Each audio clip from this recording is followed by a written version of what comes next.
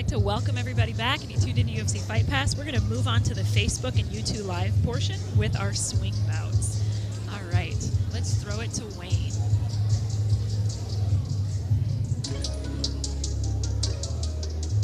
Please welcome to the blue corner, Kola Shippentauer.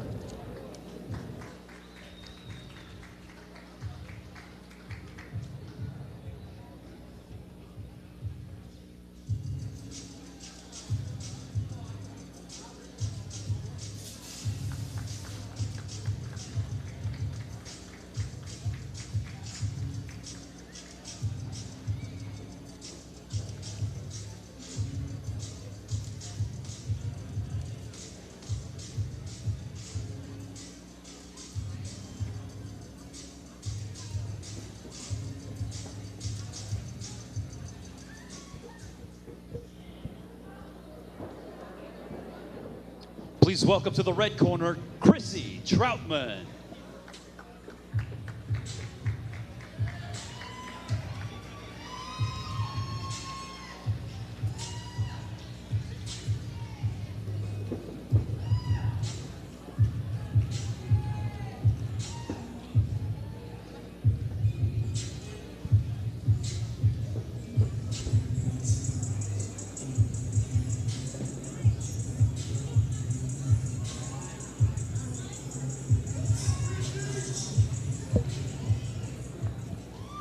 The following swing bout is scheduled for 1 round with a 7-minute time limit at 175 pounds. Introducing your first competitor, fighting out of the blue corner, representing Siri BJJ, this is Kola Shippentauer. And introducing her opponent, fighting out of the red corner, representing American Combative Systems, this is Chrissy Troudman. All right, this should be a good match. Chrissy is actually a last-minute replacement stepping in for an injury. The match was initially a gi match, and they were like, you know what, let's just run it as a no-gi match. So both women very, very game. Yeah, very aggressive going on right now.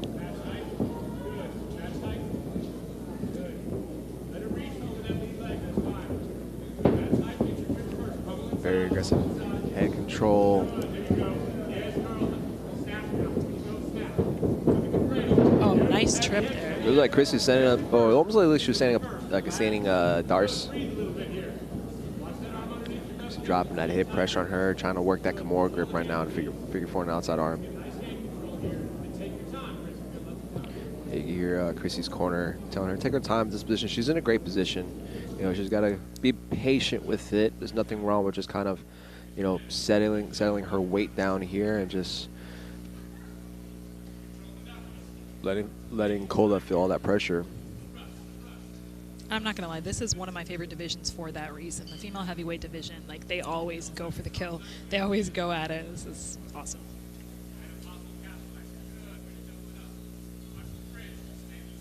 Kola's utilizing a lockdown, and Chrissy's working at Kimura, so the lockdown is going to keep Chrissy from kind of like driving through and committing a lot of pressure to that Kimura. So it's a good little survival tactic to just kind of find a space and, you know, maybe get her other hand back involved to protect that hand that's being attacked.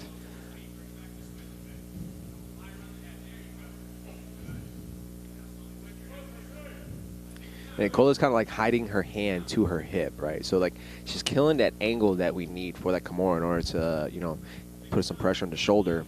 But, you know, one thing that Chrissy could probably do is kind of like, you know, walk that hand back in front of her, you know, just kind of like little hops, like little bumps, pulling that hand from the mat and putting it down, putting that hand from the mat, putting it down, just to create the angle that she needs in order to finish that Kimura.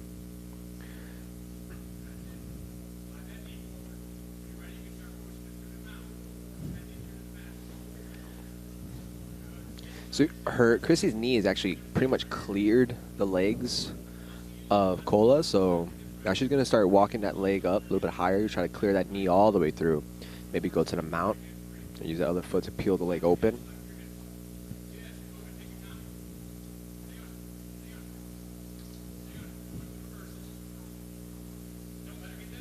Kola's going to go deep half.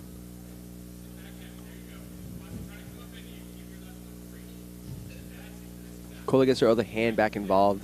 Like I see Chrissy kind of just backstep with that left leg, settle her weight, go back to the cross face, and maybe look for the mount.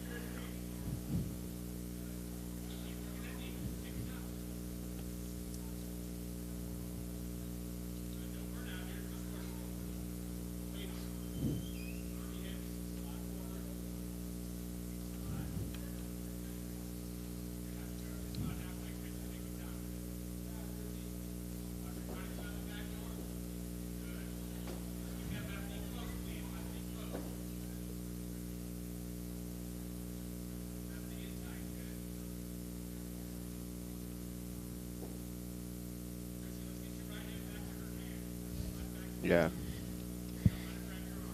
So just kind of Chrissy's being real patient with his attack, you know. I mean, she's in a good position, but, you know, like Cola just utilizing that lockdown. You know, that lockdown is going to keep Chrissy from really driving through. And maybe she needs to think about, you know, replacing that grip with her right hand, going for the underhook in that arm, recollect that head, force the knee cut, maybe force the knee cut to mount, and then kind of work her attack from that position instead.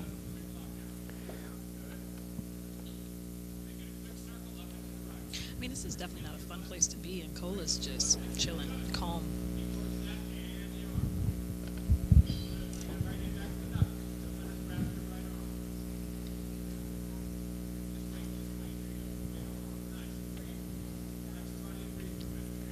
Yeah, it's gonna be. Cola is just super focused on just not letting her that hand get free from her body. You know, one of my favorite attacks from here is really just attacking the wrist, just going for a wrist lock, drop that elbow to the mat, and then just kind of manipulate, gooseneck the wrist. So how do you kind of get out of here without giving up that arm? Well, I mean, you kind of swing your hips. Like right now, she's kind of swung her hips inside, but she needs to swing her hips, maybe go deep half like she was before. It's a tricky position. You know, you don't want to give up too much. I would say that she did a really good job of just not giving up too much, you know, and doing what she had to do in order to survive that position and improve her position from this point on.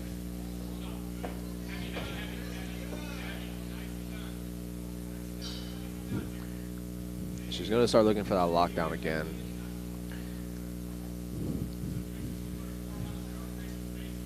You know, honestly, I just want to see Chrissy kind of go for the head control, you know, cross face, turn her face the other way. This isn't the best angle. This isn't the best angle, or excuse me, I should say, this is the better angle for Cola to have. You know, she's on her left side. You know, she's not forced to look the opposite way, which puts a lot of pressure on her back and her hips. So that might be something that Chrissy needs to consider, just collecting the head, making her look the other way.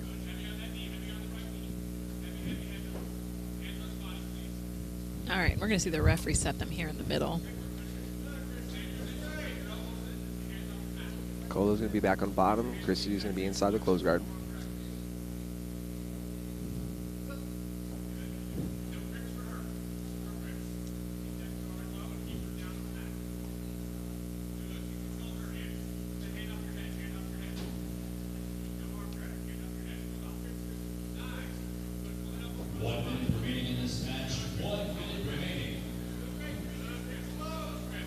About 1 minute left on the clock. You know, gotta make something explosive happen here. I'd like to see Chrissy just stand up, try to get Cola's legs open up Cola's guard and start passing, doing some aggressive passing. She's been trying to submit a lot from the inside, like a guard, which not the close guard, but the half guard position. You know, I want to see her just dominate from side control, maybe work her submission game from there instead. 30 seconds remaining. Chrissy's got to watch this angle. Like a little armbar Yeah. there.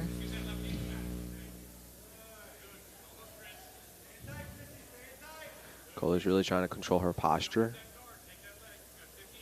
She's got to go back to that armbar. She's got to walk her legs up over the shoulder and then drop the arm. 10 seconds.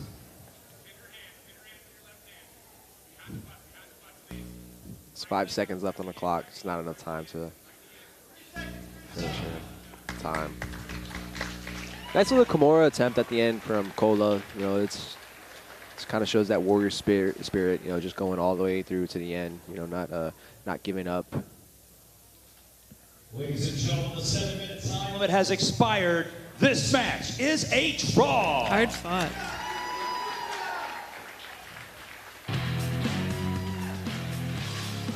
Yeah, I kind of see like Chrissy's doing a really good job controlling that wrist, and then you know, Cola's creating a little bit of space, trying to get more underneath her, maybe force a deep half, but Chrissy just kind of needed to go back to the head and think about passing. She was too locked in on that Kimura. Even though it was a good position to attack Kimura, Cola wasn't giving up enough space to allow it to happen.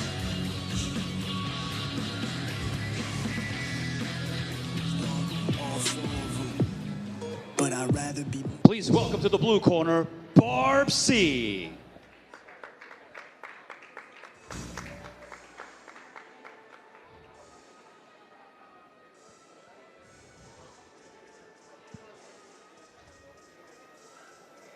All right, we're going to see our second no-gi match of the swing bouts. I'm going to try my hand at this real quick. Barb Sesnilovich, hopefully I said that right, versus Casey Daigle. And this is going to be a 160-pound no-gi match. You did a better job at that than I would have. Please welcome to the red corner, I wrote it out, but may have Casey still messed it up. Daigle.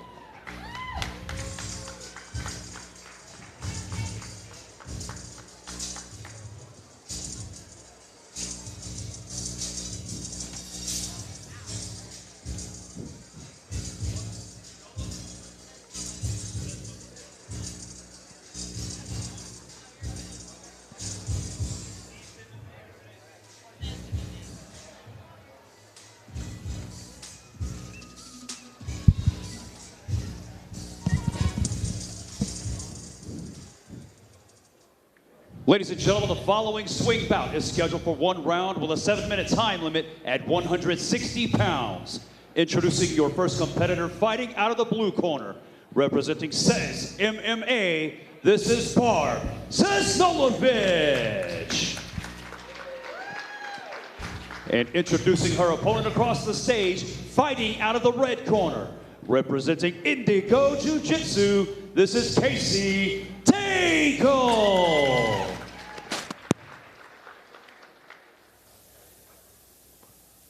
All right. So guard jump from Barb. Barb immediately looking to work some rubber guard action here. Get a nice hard guard with the legs. She's got the legs for it too. Very long legs.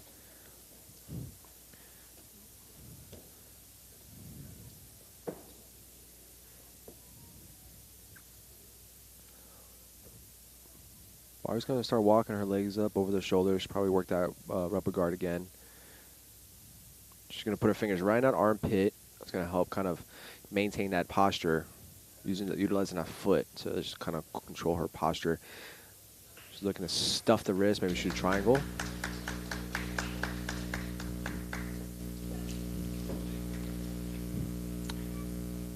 Very, very like old school basic attacks that I'm seeing here, you know, combining the hip bump with the guillotine. You know, that combination is something you teach a lot of beginners, and I think a lot of people just kind of take it for oh my god, that's yeah. Oh wow, it's a wrist lock too, and a wrist lock.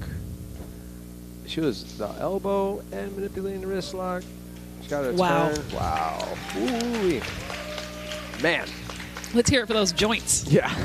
My joints hurt now. Oh, my goodness. No, but like I was saying, impressive. just kind of combining that triple attack, right? So we just saw it was perfect display of like fundamental jiu-jitsu being highly effective. You know, hitting the hip bump, going to the guillotine if she opens up her neck, going back to the hip bump if she sits back for the guillotine, and then finishing with that Kimura attack, you know, just kind of attacking that flared out elbow, going for the Kimura, and it was a great follow through. I would have tapped.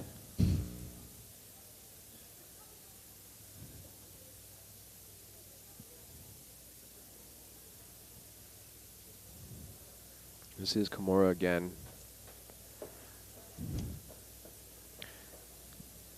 Casey is very, very, very flexible. There's a neck right here. She's got the neck. She's got the chin.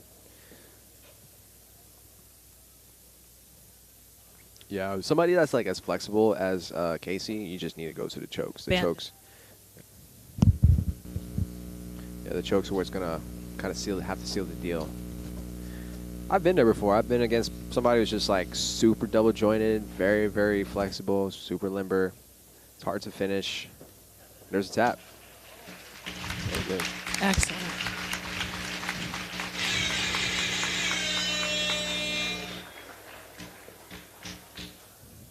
Barb was relentless with all her submission attacks, man. It was awesome. Smooth transition, too. Yeah.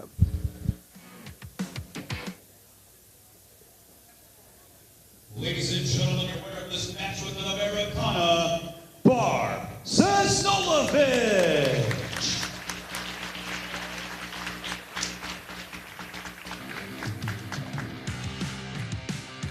There's a guard jump from Barb.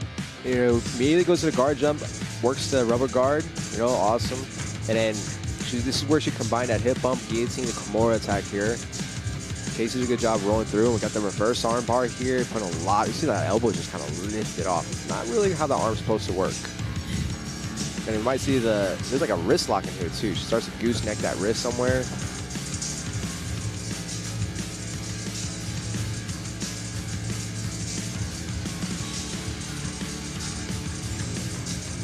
And she works the Americana. I was surprised that out of all the submissions that were thrown up, that was the one that got her. Yeah. There's some surreal flexibility. Yeah. Oh, man. Please welcome to the blue corner, Hannah Sternbliss.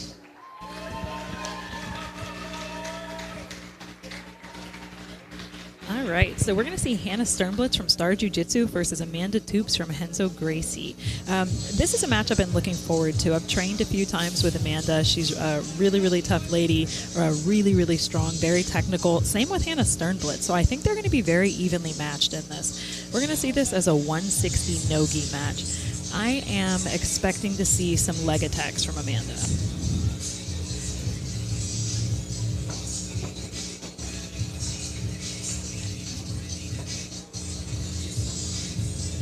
Please welcome to the red corner, Amanda Toops.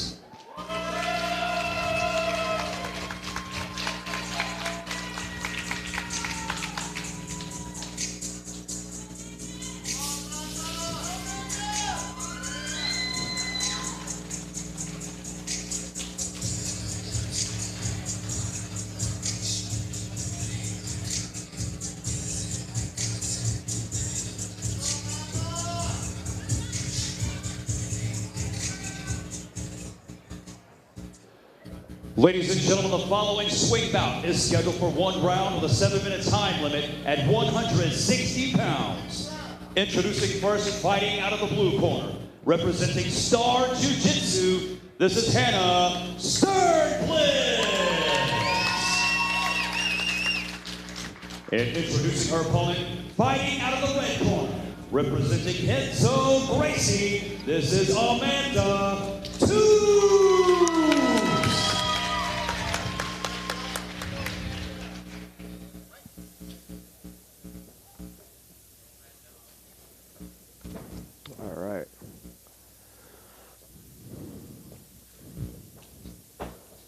Aggressive hand fighting going on.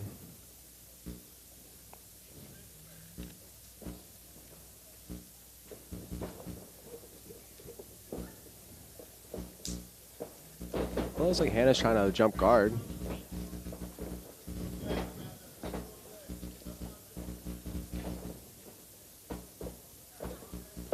Hannah pulls guard, right into butterfly. See Amanda put a lot of pressure down on Hannah here.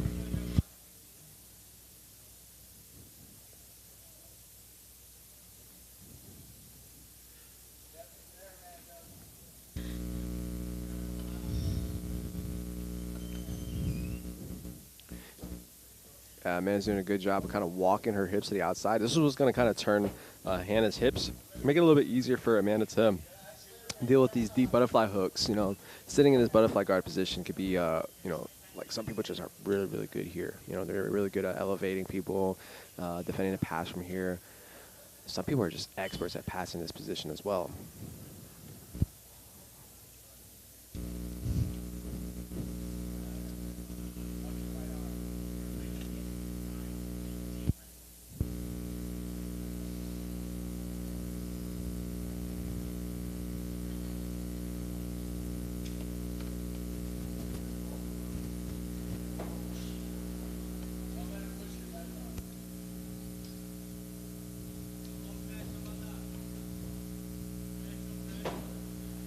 Amanda's locking the hands right behind. If she locks her hands behind Hannah's hips, you put I call it the backbreaker. It's like a backbreaker pass. It's like you just put it right at the lower part of their spine.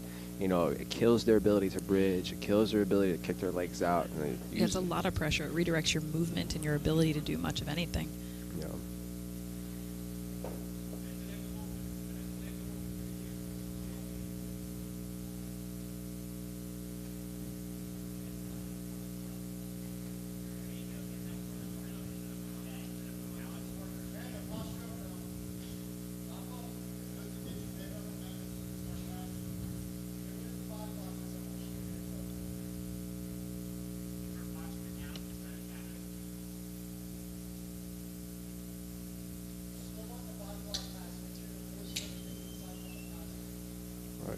So she's no longer in the butterfly guard, so she might want to reposture, you know, not let Hannah get to the side, create an angle. So she's just. And Hannah's doing a good job addressing that arm as Amanda's coaches are calling for the body lockdown pass there. Yeah, she's doing that like that old school like MMA pass where you control the wrist, you pin the wrist, and you pass it to the hand behind the hips, and you kind of walk your hips all the way over. Very, very strong pass.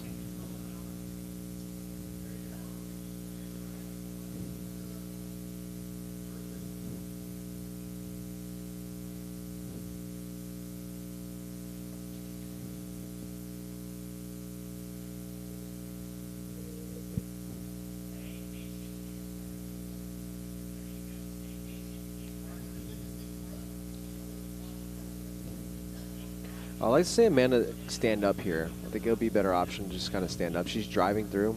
Like, she's got really good pressure, but, you know, at this position right here, she needs to create the opportunity to apply that pressure the right way.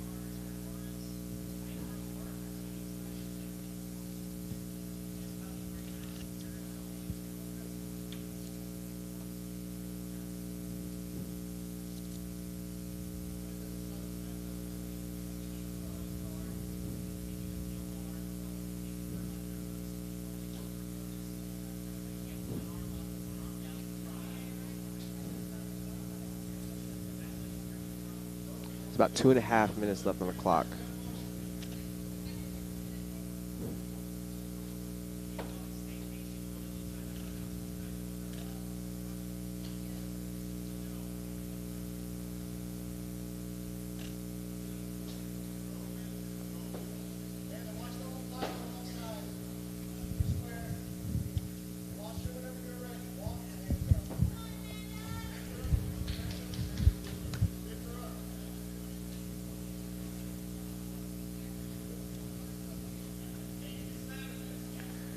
You hear Amanda's corner calling her to slam. Our slams are illegal in no-gi. They are allowed to slam.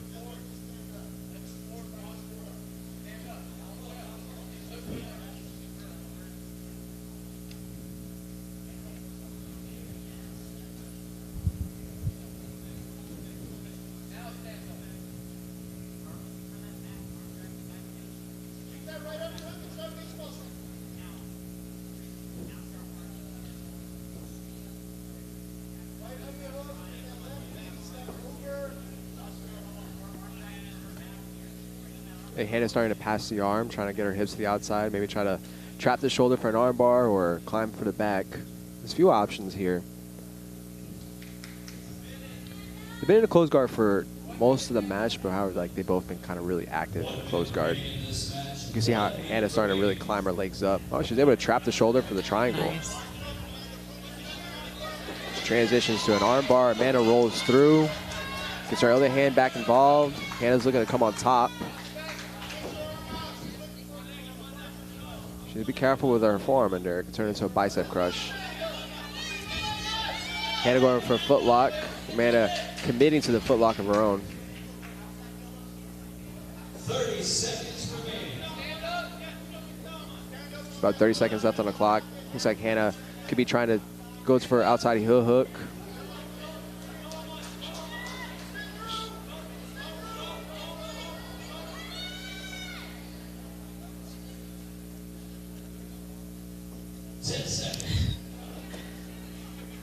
Hannah sits right back to that footlock. She's trying to finish here. I don't think Amanda's planning on tapping here in the last 3 seconds.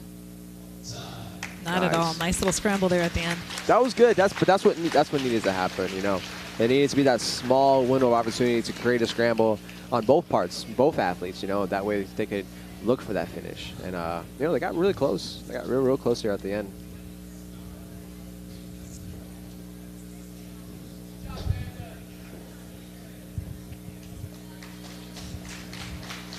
Ladies and gentlemen, the 7-minute time limit has expired.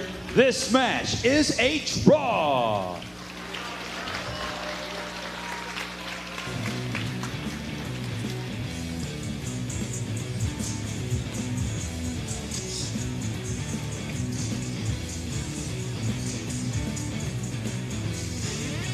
There's a nice shoulder trap here from Hannah.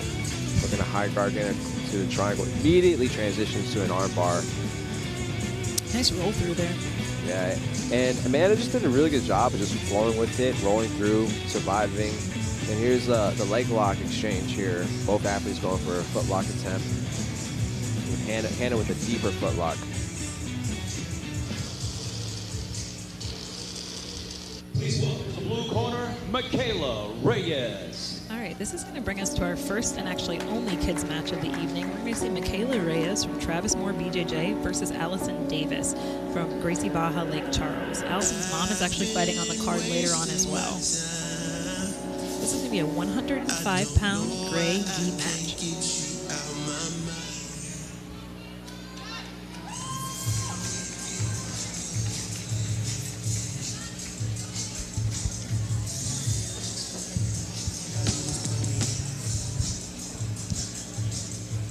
Please welcome to the red corner, Allison Davis.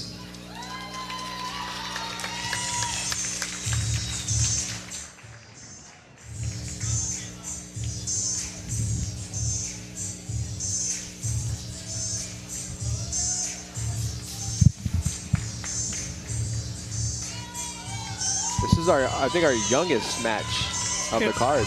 Yeah, like a little celebrity coming out. Look at them.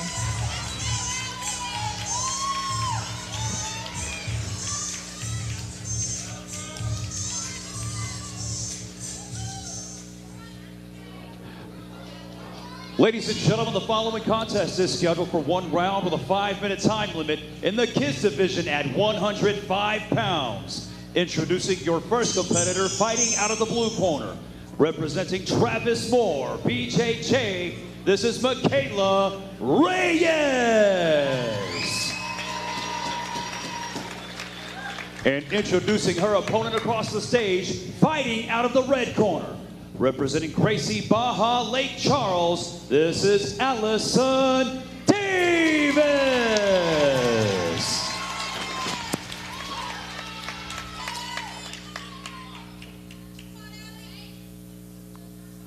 Allison immediately pulls guard. Nice guard pull too. Nice. A little double guard pull here.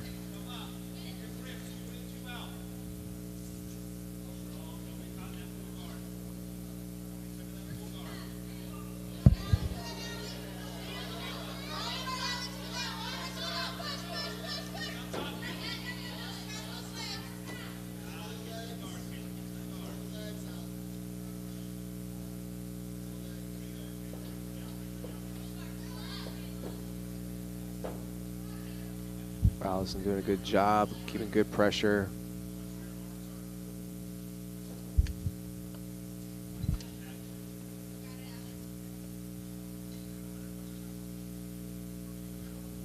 So this might be a gray belt match, which is pretty early on in the belt system, but you're still seeing some very, very technical jiu-jitsu here. You're seeing two confident guard players, which, I mean, sometimes that takes years to develop. I like the little guard break that Michaela's using. Yes. Put that knee right there in the middle. Gonna wedge that knee through, force Allison to open up the guard. Yeah, she's got some great sweeps here as well.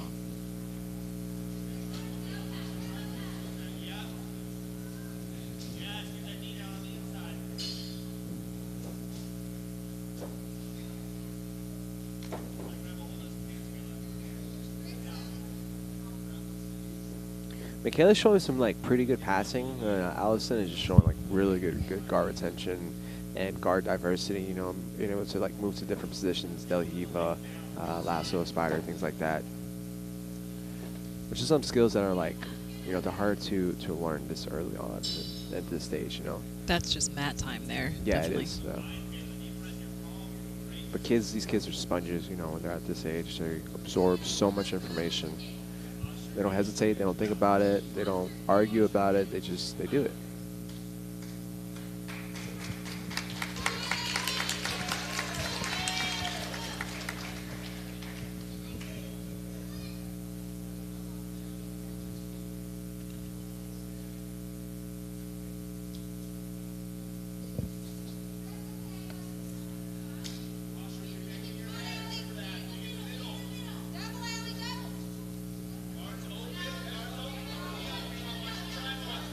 Michaela using his same guard break, shoving her knee through.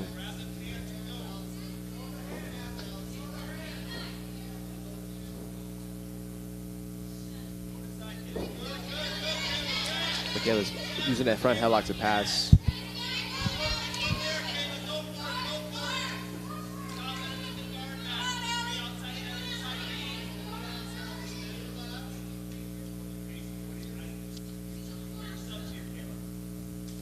She's using her front headlock to get past the legs and get to side control.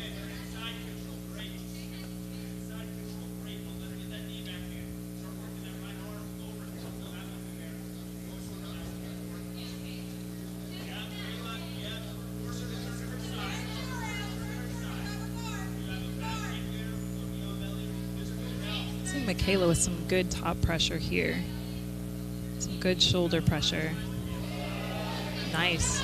Good hard bump by Allison.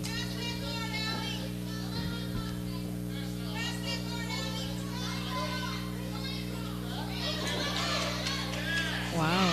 Very nice overhead sweep into a high guard. Nice armbar setup there.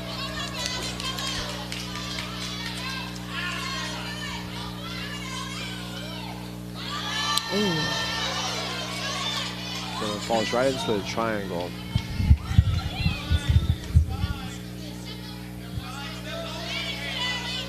We'll see Allison maybe change this to an armbar.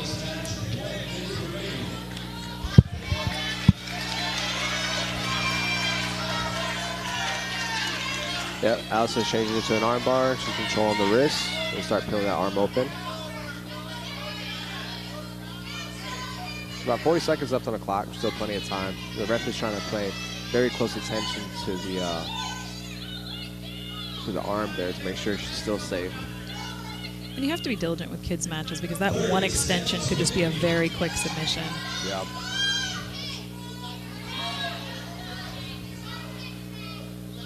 About 20 seconds left on the clock.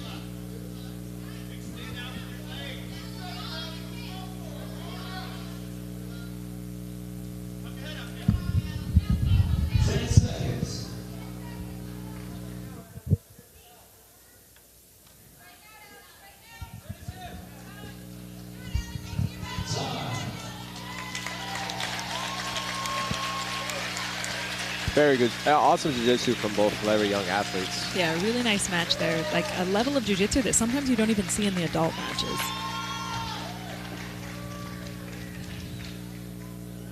Ladies and gentlemen, the 5-minute time limit has expired. This match is a draw.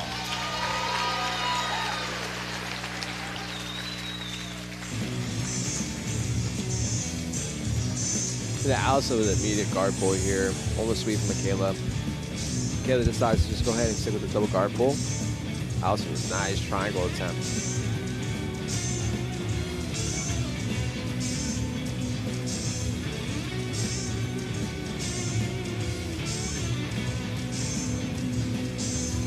Yeah, Michaela just showing some really good passing, you know, especially some lateral outside passing. Staying attached to Allison, not giving up too much space.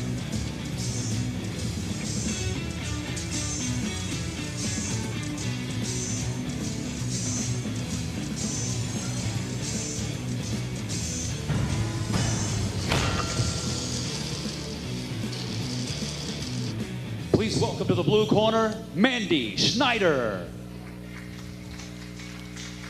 All right, we're going to see our only team match of the evening, Mandy Schneider from Fight Sports versus Esther Garwood from Carlson Gracie. This is going to be a 115-pound blue belt gi match.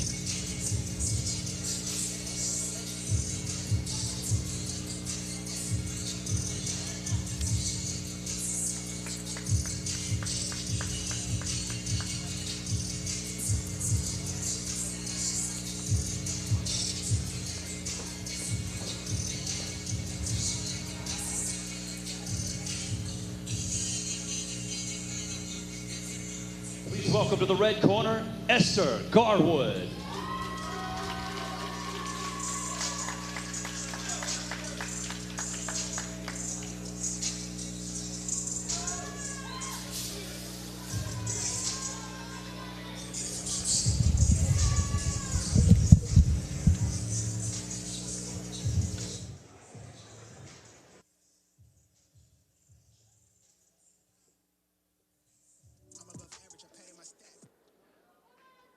The following contest is scheduled for one round with a 5-minute time limit in the D's division at 115 pounds.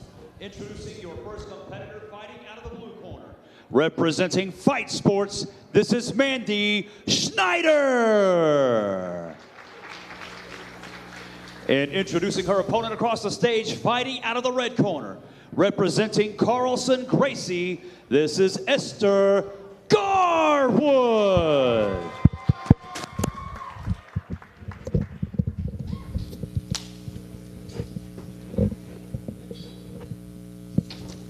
Double guard pull.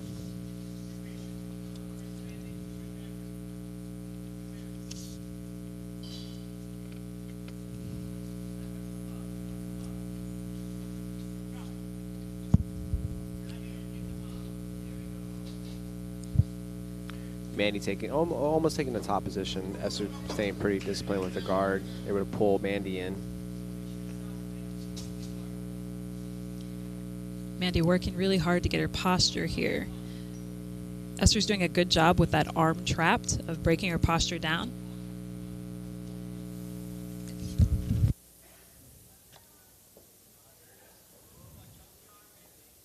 You see, Esther's working the arm lock here with the overhook. That's actually in a really good position for her to finish that arm bar. If she fails at this, then she could easily transition to the triangle, but she already got that foot tighter behind the knee. She's switching to a reverse arm lock. You see she's going to transition to a regular arm bar.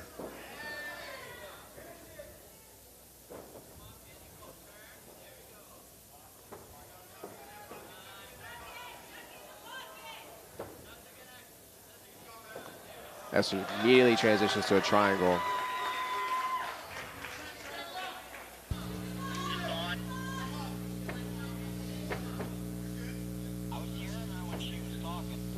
This is gonna get this. I mean, this is gonna be tight. Like, I don't know what else Esther can throw at her from this point to get her to tap, but I think she's gonna have to commit to the choke.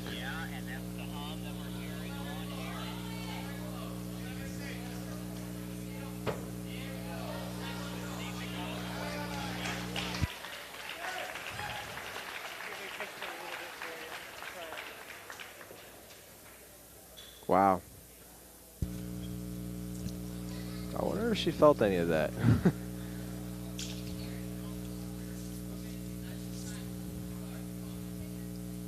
Man, Esther's guard, like her attacks, when there was just attack after attack after attack. We saw like Americanas, now we're seeing a Kimura. Ooh. She just keeps throwing all these joint lock submissions at her, and she just doesn't want to tap. I mean, that's what you see too sometimes with these teen competitors. Like, they're very, very tough. They're double jointed. Yeah, at this age they are. I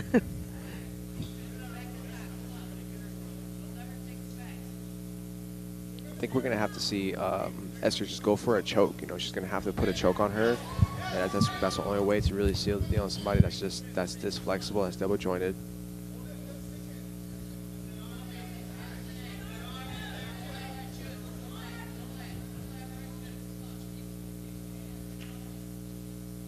She's worked through a reverse triangle. She's going to go right back to an armbar attempt and then maybe an Americana. These are just seamless transitions here.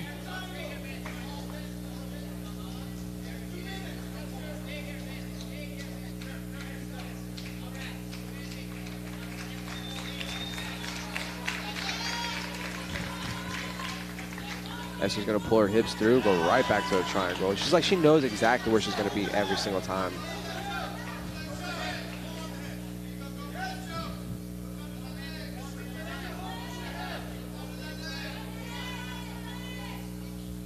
Esther's going to have to collect that leg, just kind of keep that angle nice and tight.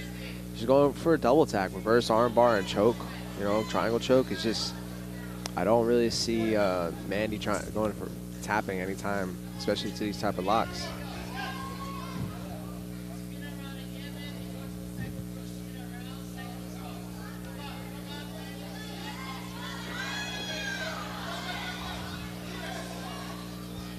She's got the elbow completely bent. Wow.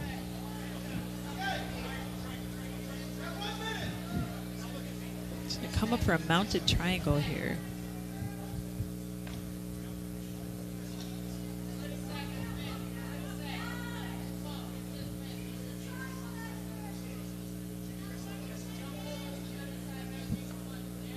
There's a lot of submissions. There's a lot of submissions being thrown up.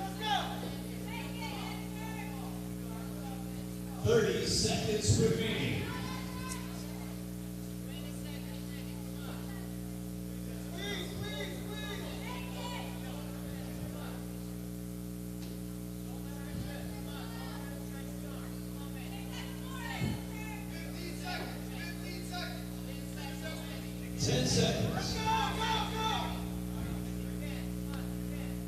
I would say Mandy has spent this entire time just showing us how flexible she is and how resilient she is. And Esther is showing us just how well she's able to chain her attacks together.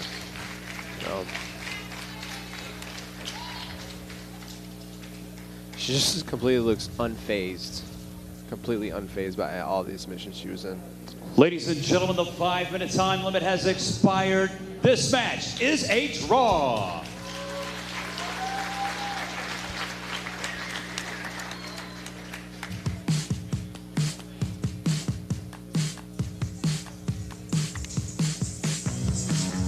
Yeah, immediately Esther's going for an arm lock on the overhook, and then she goes for the arm bar here. Just manipulating the joints in every single direction that she can to try to finish the submission, maybe to get Mandy to tap, but almost looked like Mandy considered tapping there.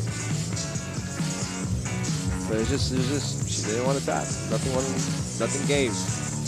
And at the end, she looked fine. She looked calm, she looked composed, she looked like she was able to she's completely unfazed by all the attacks that was thrown at her.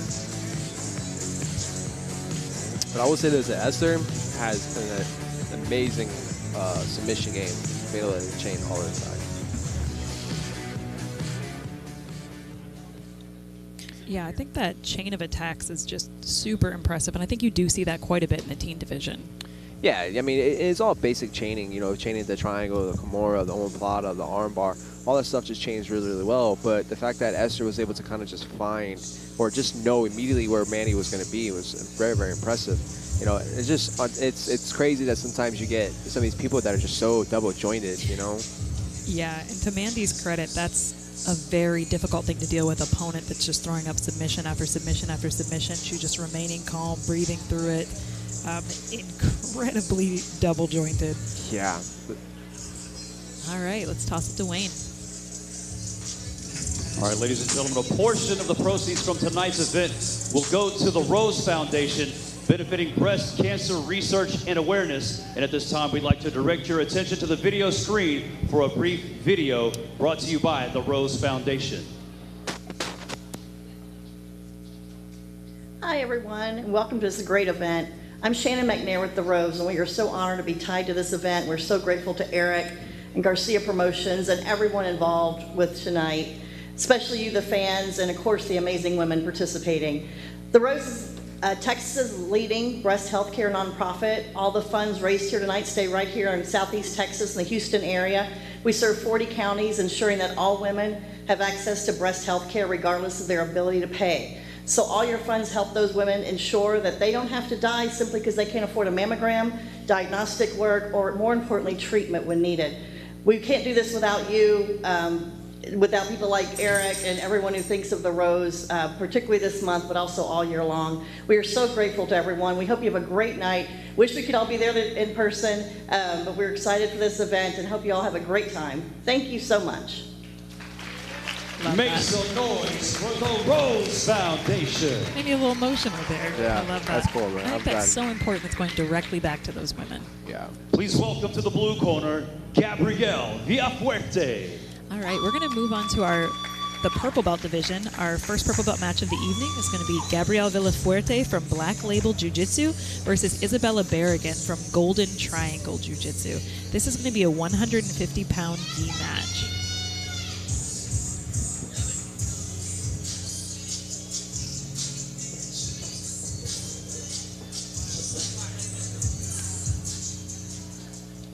Please welcome to the red corner, Isabella Berrigan.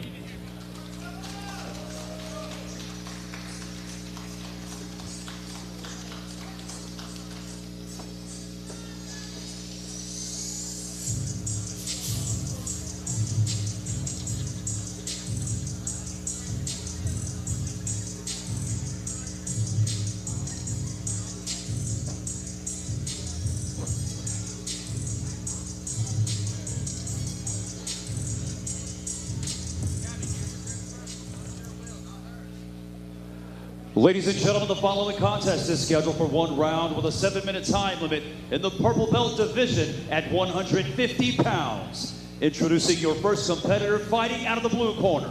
Representing Black Label, this is Gabrielle Villafuerte.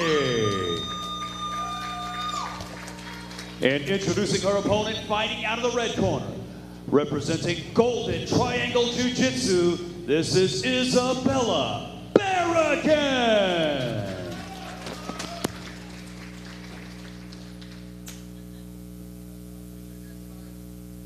Probably see a immediate guard pull here. Yeah. Yep. Isabella has a really good guard. I was expecting to see that pretty early on.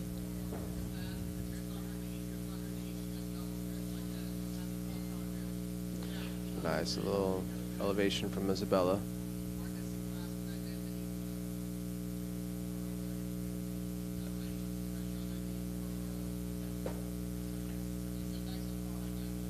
Gabriella's gotta be careful how she's kind of locking herself into this like delicate position.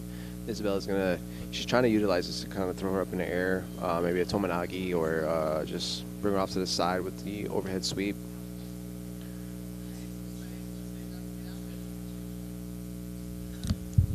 I like the guard diversity that we're seeing here, going from Dela Heave to Spider. She's utilizing, kind of keeping her from passing by blocking the bicep. And then there's a little margin for error there, Gabriella just kind of letting her feet get too close to each other, getting too square.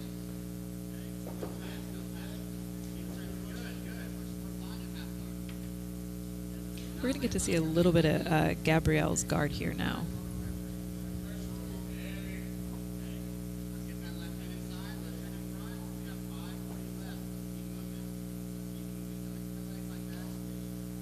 Isabella putting heavy shoulder pressure on Gabriella.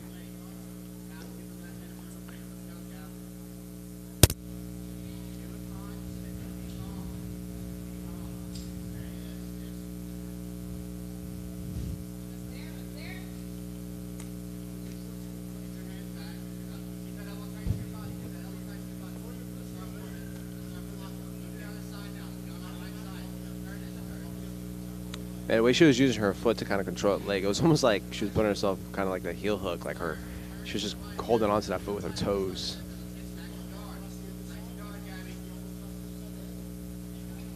Gabriella forcing this 3/4 mount. Got a lot of shoulder pressure on Isabella's face.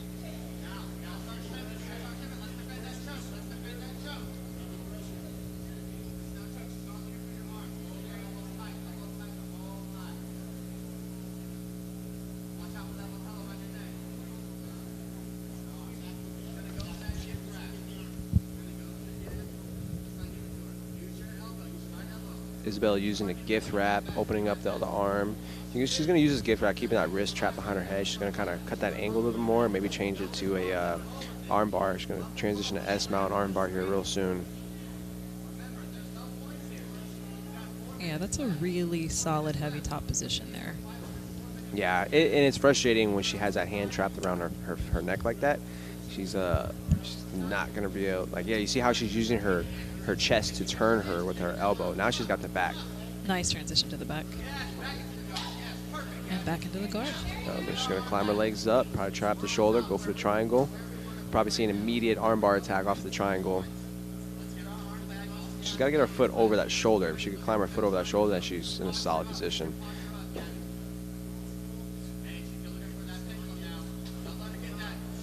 Yeah, she did not let go of that gift wrap at all. Wow, she's just everywhere.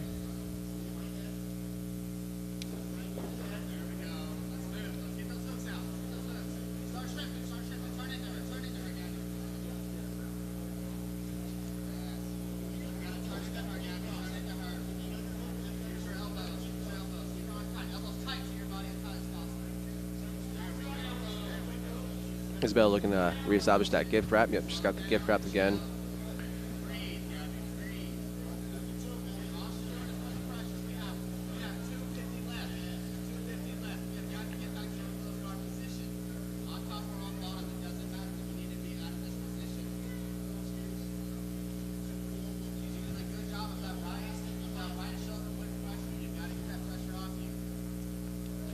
Isabella go for Americana.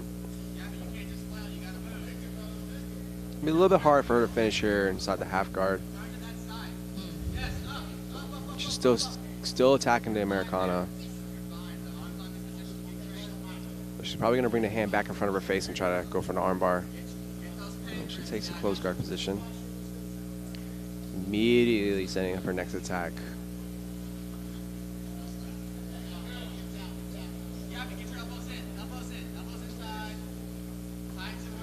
Isabella's displaying the absolute definition of submission hunter. You know, she's just constantly attacking, attack after attack. Attacking from everywhere. Yeah.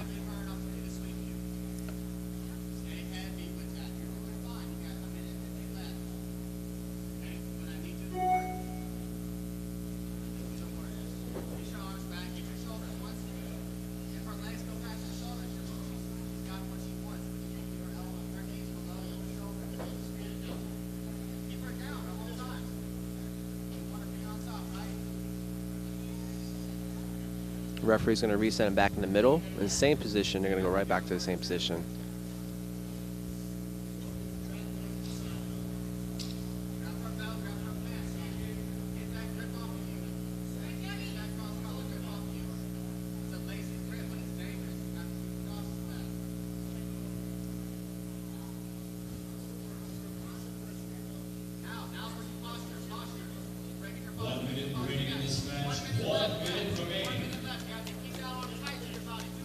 Gabby's trying to wrist lock, throwing a wrist lock of her own up there.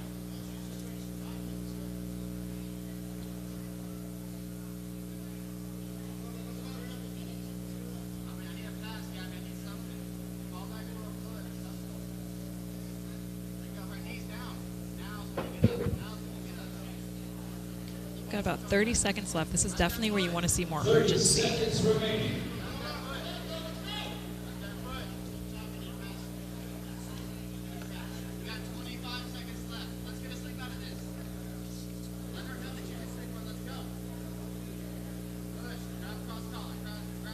Gabby's trying to go for an ankle lock. I don't think there's just not enough time on the clock. Isabella's just putting all her weight down.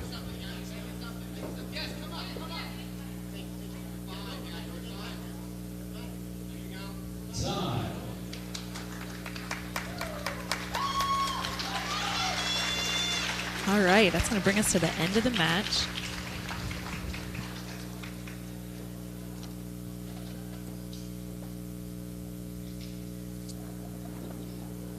Ladies and gentlemen, the 7-minute time limit has expired. This match is a draw.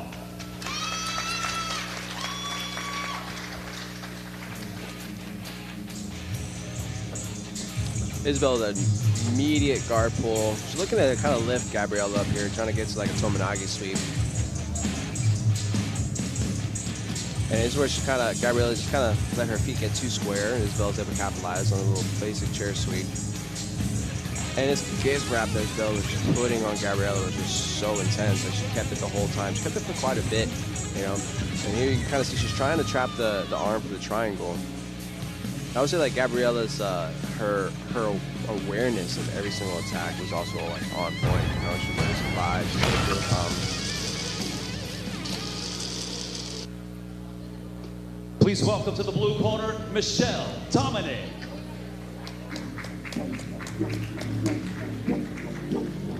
All right, we're going to move on to our last match in the purple belt division. Michelle Dominic from Pedigo Submission Fighting versus Cynthia Davis from Gracie Baja Lake Charles, whose daughter actually just fought earlier in the kids division. This is going to be a 130-pound knee match.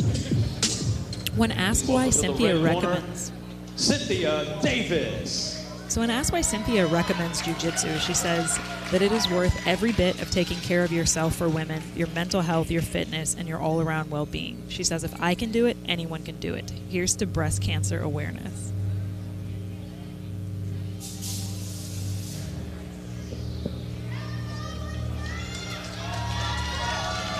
Now, she also wanted to note that this is her first pro fight.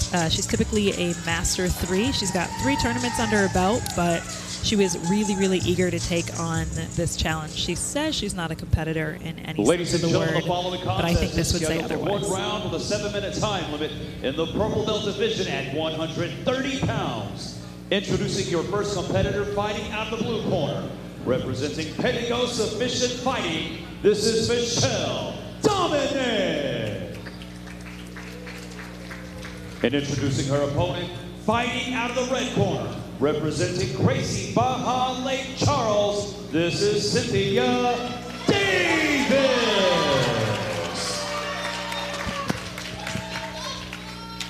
I think it takes a lot of guts to just step out here and get on the stage. You know, for her saying that she's not really a competitor, you know, it kind of takes away from the fact that not a lot of people, you know, have the guts to get out here. Yeah, you know, some people will never know what this feels like. Yeah, it's easy for somebody to say, oh, I could do that, or I could be out there on that stage. And honestly, it's not. We see it all the time. Oh, there's a tap. And with the quick tap. There's a little wrist lock to a Kimura. Very quick action. Very well executed. Excellent work by Michelle Dominic.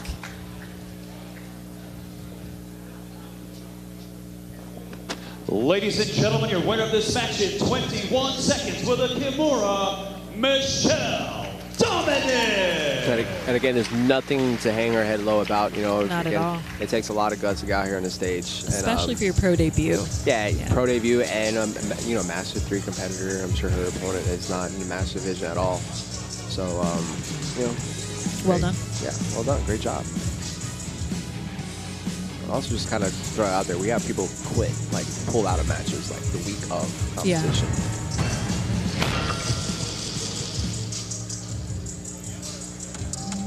Please welcome to the blue corner, Elsa Cardenas. All right, we have a very stacked blue belt division. You're going to see Elsa Cardenas from the Savage 20 versus Julie McClellan from Revolution Dojo. And this is going to be a 130-pound gi match. Both of these women are very well-known competitors.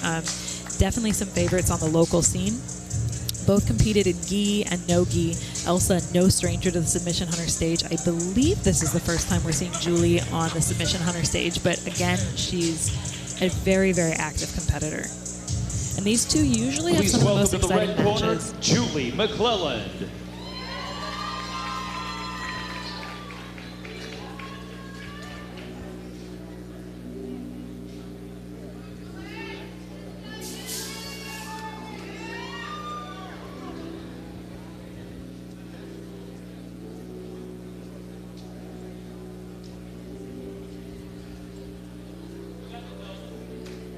Both very, very humble, both like very unassuming in appearance, and then just some of the most aggressive technical Ladies and gentlemen, your next match is scheduled for 1 round with a 7-minute time limit in the blue belt division at 130 pounds. Introducing first, fighting out of the blue corner, representing Savage 20, this is Elsa Cardenas.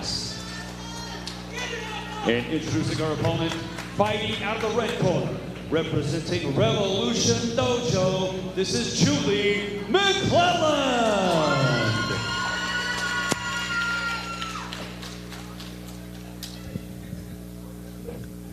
Both great young up-and-coming competitors. Julie with 10-finger guillotine, it looks like. Immediately attacking the neck. This is going to be exhausting for Elsa to deal with. She gets her head out. That type of choke just drains you. Yes. Nice quick start there. I very rarely get to see that 10-finger guillotine like in the gi, especially like at this blue belt level. Switching to a high elbow guillotine. There's a tap. And she gets the tap. Wow. Excellent. Definitely Julie's specialty, and so nice to see something that she trains all the time be executed. Yeah. I mean, honestly, that was really impressive. Immediately to a 10-finger guillotine. She followed through the half guard. She got past that knee shield, worked the guillotine, high elbow guillotine. It's very, very impressive. Ladies and gentlemen, your winner of this match in 33 seconds with the guillotine, Julie McClellan. And those, I tell you what, those Revolution ladies are tough, and Julie is just the first of quite I think we have a couple on the cards. I'm excited to see her compete again, to be honest. Like, I want to see her compete more often than not on this stage. Really nice. Good work. I think we see a future champion on the stage Definitely. today. Definite contender. I've seen Julie step up into divisions that were much heavier than her, to belts that were higher ranked than her, and she always holds her own. Julie will rise to the occasion. Please welcome to the blue corner, Laura Columbus. All right, so match number 2 in the blue belt division, we're going to see Laura Columbus from Henzo Gracie versus Susana Morado from United Jiu Jitsu. This is going to be a 125-pound gi match.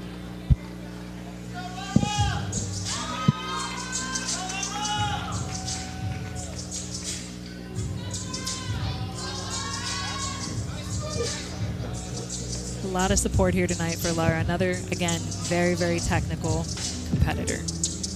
Please welcome to the red corner, Susana Morado.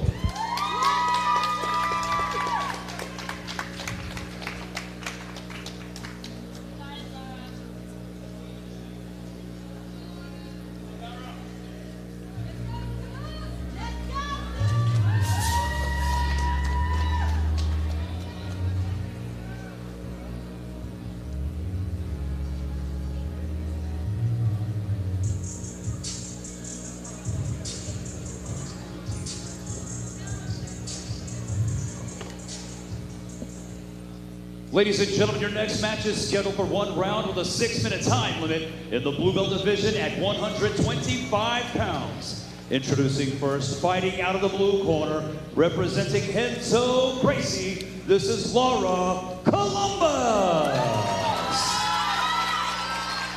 And introducing her opponent, fighting out of the red corner, representing United Jiu Jitsu, this is Susana Morado. I'm expecting this to be a really scrappy, aggressive match.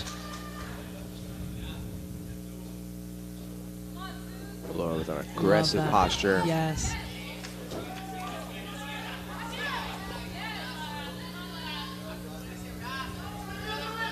Morado immediately gets into the triangle position.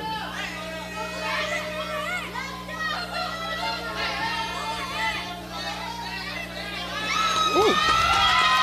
All right, Susana aggressive, getting the quick tap.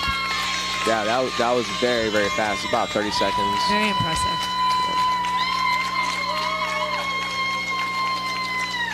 And it happens, you know, you get caught up in a moment, and then, you know, there's just that one error of hand placement. Ladies and gentlemen, your winner of this match in 27 seconds with an armbar, Susana Morado. I definitely hope to see both of these ladies back on the stage. I've seen them both compete before, and they're dynamic, technical games. Yeah, it was like a very, very aggressive guard pull, and then Laura just kind of took the wrong angle of defending the triangle choke, and it just got a little bit tighter on her. And this is textbook, you know, you hit that triangle, you can't quite get the squeeze that you want, so then you cut the angle, you look for the wrist, you look for the hand, you start to peel it apart, and you get the arm bar. Please welcome to the blue corner, Simran Mayadas. All right, this will bring us to our first Nogi match in the blue belt division. We have Simran Mayadas from 10th Planet versus Saima Akhtar from Team Took, a 120-pound Nogi match.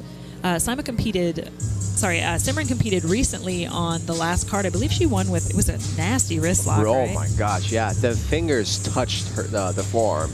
Like, yeah. Such an impressive match. And then Saima, we had compete recently. Saima actually stepped into a last-minute match. Maybe one of the most flexible women that I've seen up here on the stage. So this is going to be a good match. Yeah, it's definitely going to be a good match. You know, just kind of throw those wrist locks out there, you know. It's like, Please welcome to the red corner, Saima Akhtar. it's a really important tool to have, you know, like the wrist locks are always there, you know, just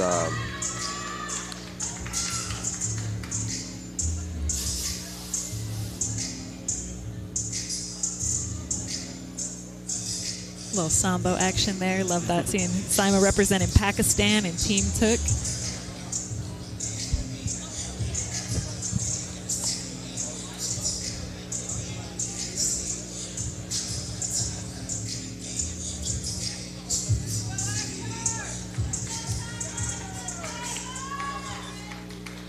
Ladies and gentlemen, your next match is scheduled for 1 round with a 6-minute time limit in the blue belt division at 120 pounds. Introducing your first competitor, fighting out of the blue corner, representing 10th Planet, this is Simran Mayadas. And introducing her opponent, fighting out of the red corner, representing Team Took, this is Saima Akhtar.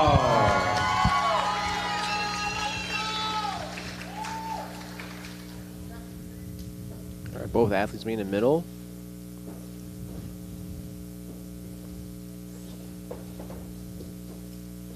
Aggressive head ties right away.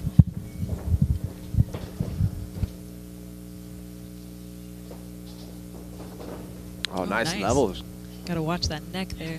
Yeah, that was a nice level change from Saima. Oh, she's going to follow through, stay on top. She's got to fight the hands here.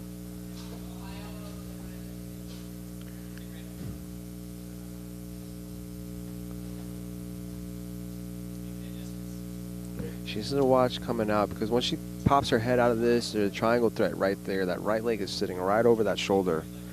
And I don't think she's going to be able to get the leverage that she wants for this triangle with the guillotine with the triangle set up here. So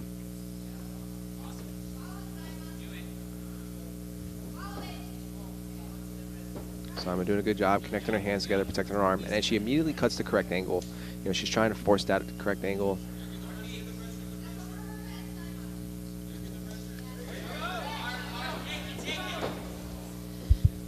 Simmer with the quick armbar attempt. Saima here trying to throw the leg over the head to relieve a little bit of pressure there.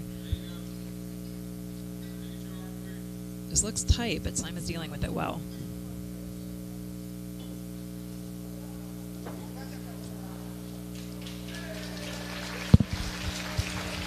All right, Simmer gets the tap.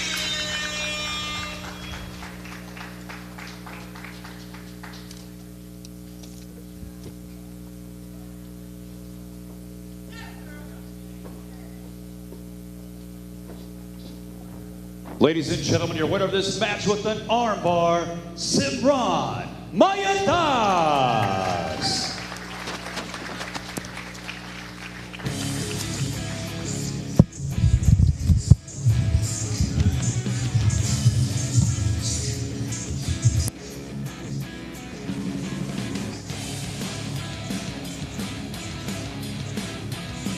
Yeah, there's a guillotine attack and then going right up for the wrist. Pull the hands apart for the armbar. Oh man.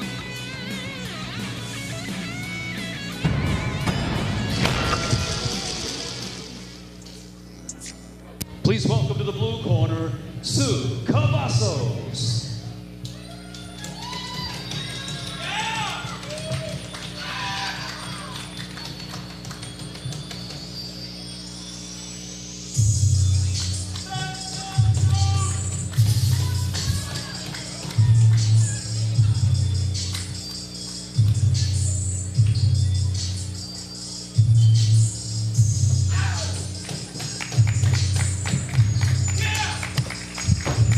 All right, we have seen Sue Cavazos part of the stage. She's been on the stage numerous times. And Kristen has not only been on our stage, but she's also been in our on our cage as well. So she's got a lot of MMA experience. She's been part of combat sports for some time now. So we're going to see two very, very intense competitors. So we're really excited to see this match.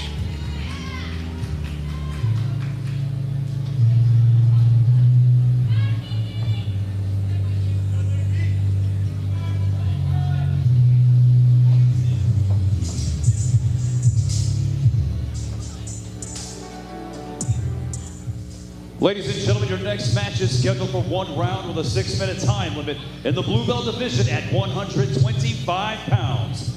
Introducing first, fighting out of the blue corner, representing TNT, this is Sue Cavazos. And introducing our opponent across the stage, fighting out of the red corner, representing Henzo Gracie, this is Kristen, the Cat.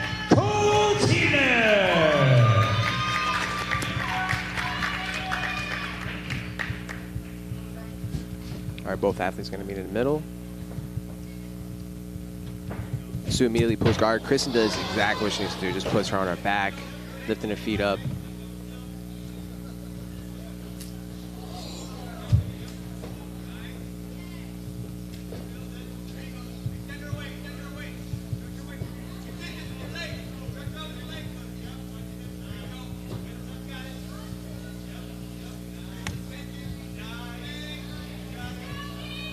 He's getting on the back. She's already got the arm underneath the chin.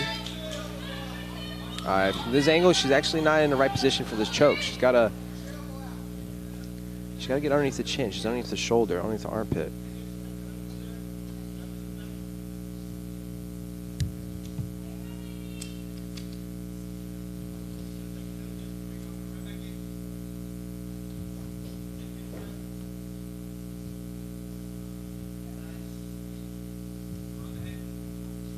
Kristen looking to set up the head and arm choke. Sue's doing a good job keep her hands connected. Nice transition to the grip wrap here. See if Kristen decides to take the back with this.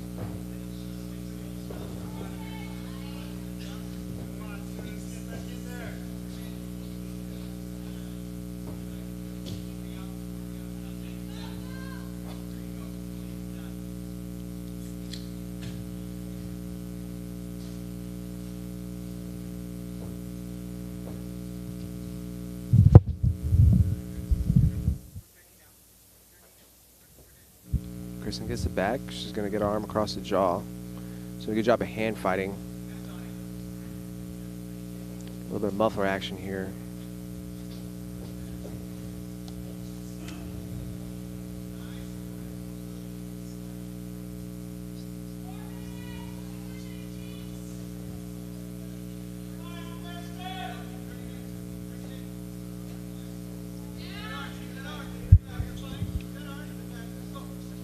I like how aggressive Kristen is with these attacks, you know, just like kind of like looking for that neck and using the muffler to make Sue open up her face. I think a lot of this comes from her MMA background as well. Like, she's just known for being so fast and so aggressive, so powerful. Yeah, it's definitely complimentary to her jiu-jitsu game.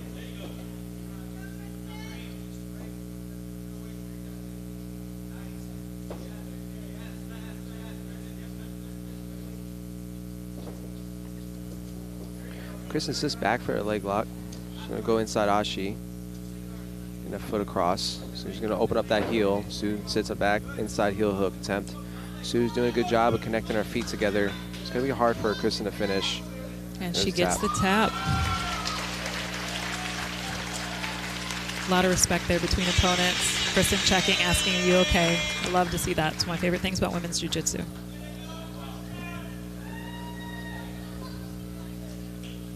Yeah, Kristen was just like, you know, right off the bat. Ladies and gentlemen, your winner of this match with the cloverleaf, Kristen, the Cat Cardenas. You know, like, and the approach, the way she approached the guard early on, she knew Like, she didn't wait. She went for the feet right away, lifted them hips up, started stacking her, made Sue turn over. And that's a perfect game plan to go on somebody who just kind of pulls guard like that. You know, just they want to sit down. Well, the best way to approach them is just to lift their hips up, lift their feet off the ground, and then, you know, kind of take them out of that mindset that they're in their world.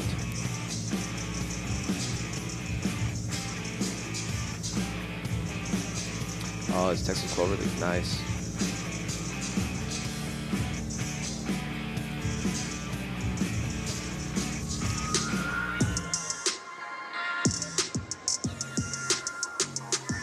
Please welcome to the blue corner, Mackenzie Manteris.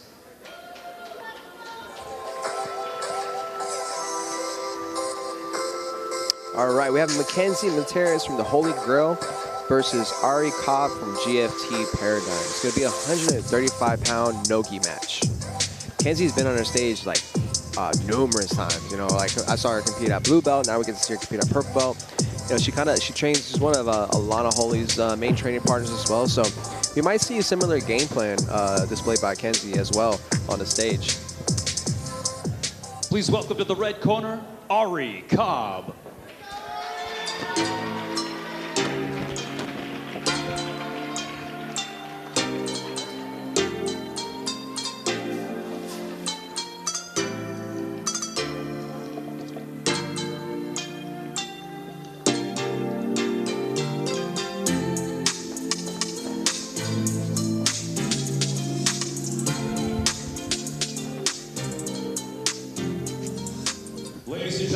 Match is scheduled for 1 round with a 6-minute time limit in the blue belt division at 135 pounds. Introducing first, fighting out of the blue corner, representing the Holy Grail, this is Mackenzie Manteris.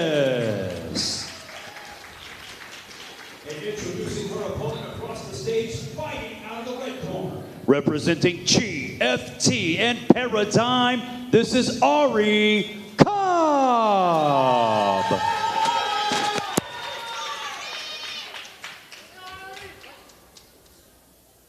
Oh yeah, physical right away.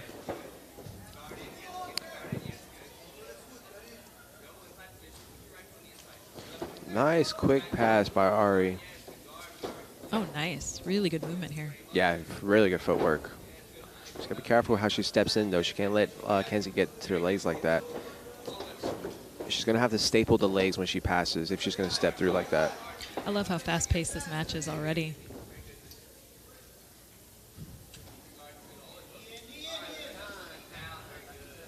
Referee's going to reset him back in the middle and start inside the close guard.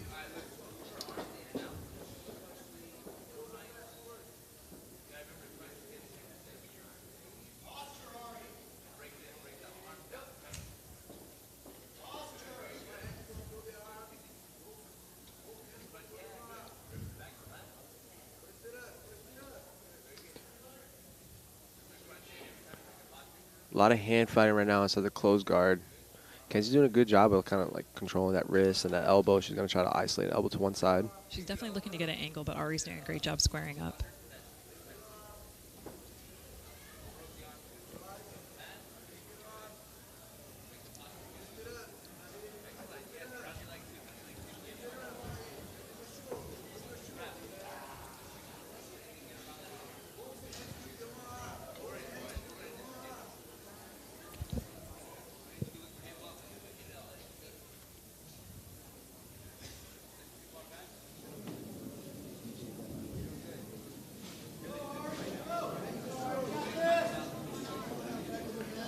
Nice little hip bump from Kenzie. I think Ari's going to have to stand up here. You know, she's kind of playing into Kenzie's game a little bit by leaning forward and let Kenzie get to the arms. I think her best option will be just to kind of keep her posture, drive her shoulders up, stand up, and let gravity do its work and kind of get Kenzie to open up her game. And then she can start doing that quick lateral passing that she was doing. She has some like amazing footwork. Yeah.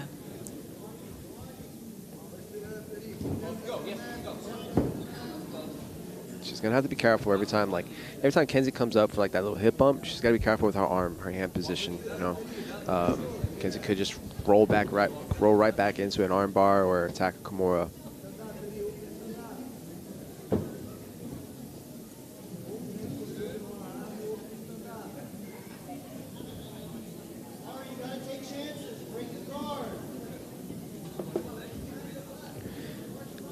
Yeah, Kenzie's trying to get a high guard, and Ari's just doing a good job. She's like driving through, following through with her head pressure.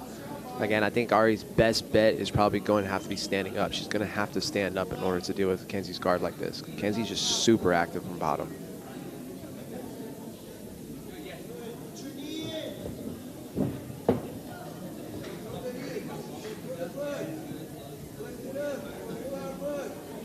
See Kenzie start to trap that shoulder. She's trying to trap that shoulder, but Ari's doing a good job keeping her elbow involved and not letting Kenzie get over the shoulder.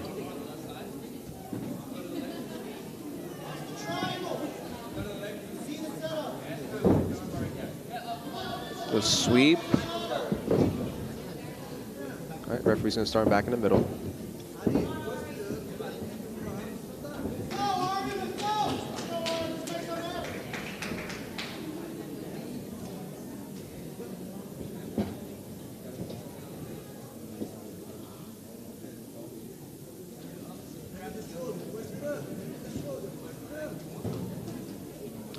Ari's going to have to watch the hand position here.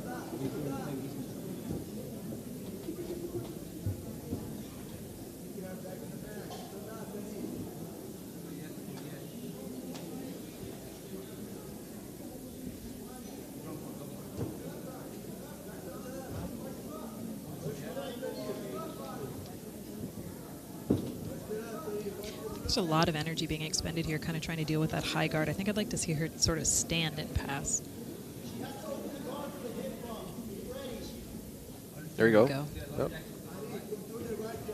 That's it. Nice. Oh, quick sit back. Oh, that's going to be a tight footlock, too.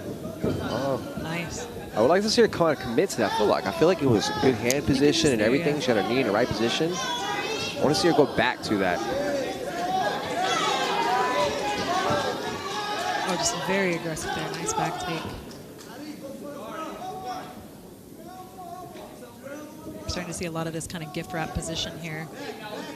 Yep. Ari uses the gift wrap to take the back. Great reaction from Mackenzie. He's rolling through, able to square up. Now we're in reverse positions here.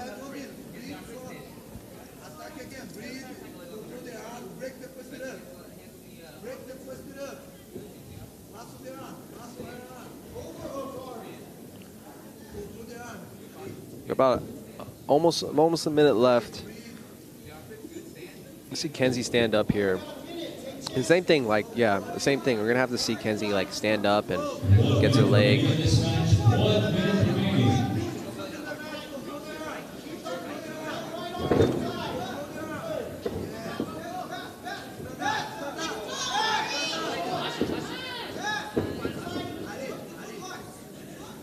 Now, I'm really impressed by Ari's footwork and her ability to just, like, you know, get her feet out of danger real quick, especially with her passing. Definitely.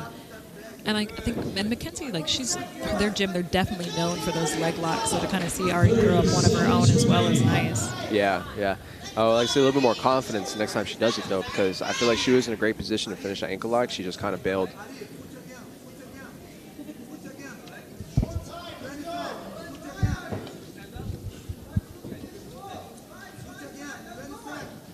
Seconds.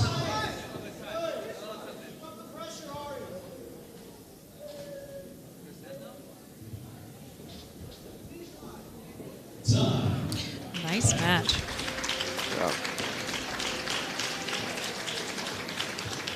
Yeah, Kenzie had a really good guard. She was very active from the bottom. Ari with excellent outside passing, lateral passing.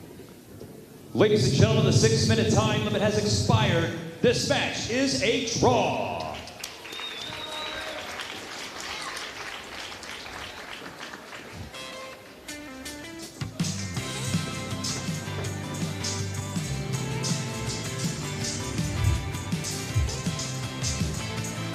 Yeah, this is passing right here. Right here is like, well, she's got to be careful when she steps through, you know, not letting Kenzie get the legs, get her foot in between her legs. That's a good way to get against like a leg entanglement. This is a fast leg lock entry here. She was in a perfect position. Yeah. Yeah, look at that. I mean, it looked pretty strong. Yeah, her hands were good. Were in a good position. She could have gotten a little bit higher, you know, but she had the elbow really tight pinched to across the ankle. Her hips were in a good position. I think she just kind of lacked a little bit of confidence in finishing that ankle lock. Really impressive performance by both Please welcome ladies. to the blue corner, Heather Heberger. All right, that's going to bring us to our 105-pound no-gi match. Heather Heberger from Team Alpha Male versus Yomaira Tellez from Hoist Gracie and Virtues Jiu Jitsu.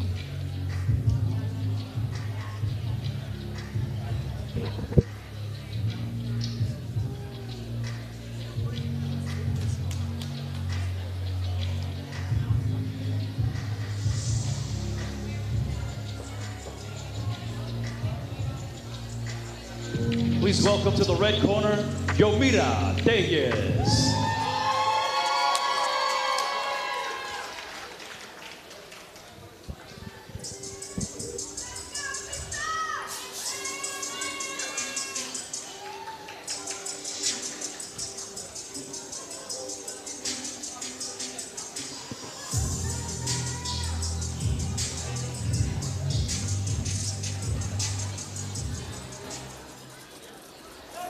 Ladies and gentlemen, your next match is scheduled for 1 round with a 6-minute time limit in the blue belt division at 105 pounds. Introducing your first competitor fighting out of the blue corner, representing Team Alpha Male, this is Heather Heberger.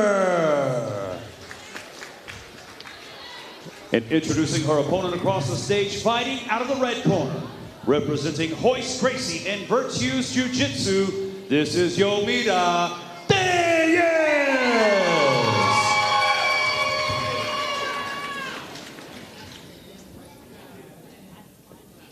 All right. Maybe see some wrestle jitsu here coming from, you know, Team Alpha Male. Quick guard pull.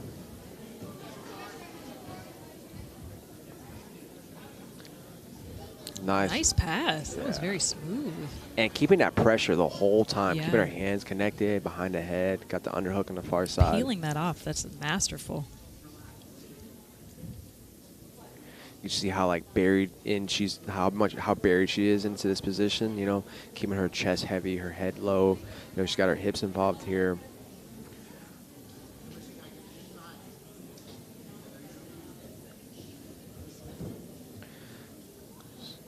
Just trying to transition to the mount, just gotta be careful, stepping too high.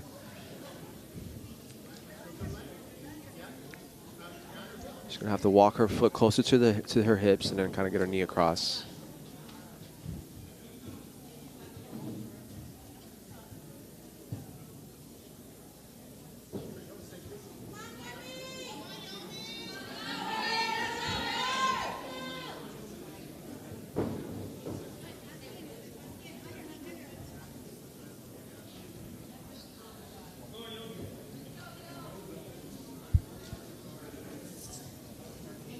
Heather's putting on a tremendous amount of pressure too. Like she's just stuck. Like she's just stuck to her. She's like, you know, driving her hips through, using her knees the right way. She's sliding through for a knee cut pass.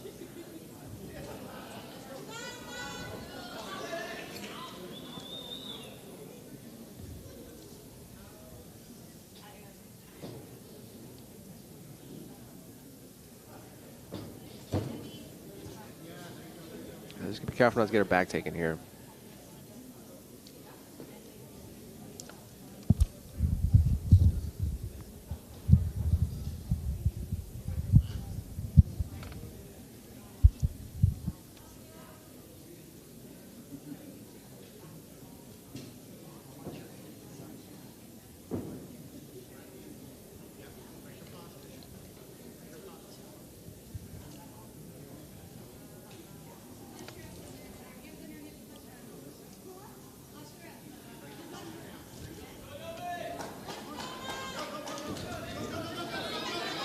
Oh, nice guard jump from Yomaira.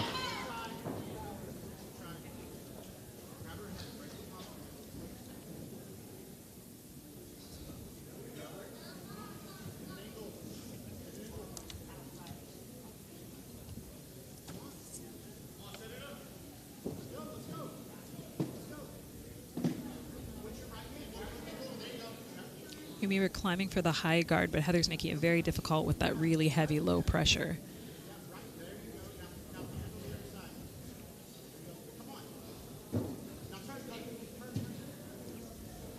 She's able to drag that. Heather's able to drag that leg across, Kind of go like a leg drag position, it looks like. Samara trying to stick to that arm. That's not really, it's not, arm is not really there yet.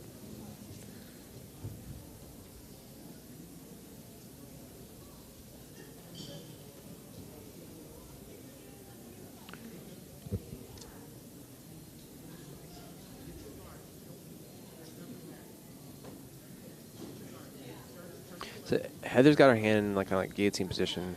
Oh, she changed it to a crossface, looking to work a head and arm choke.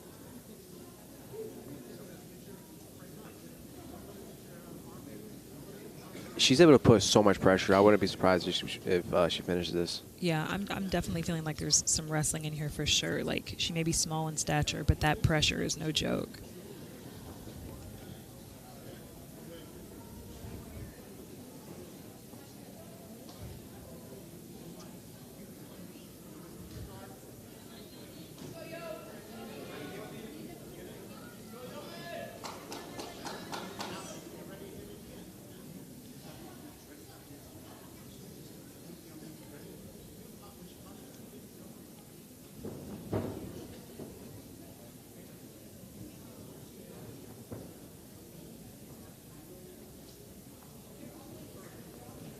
Heather looking to pick up her feet.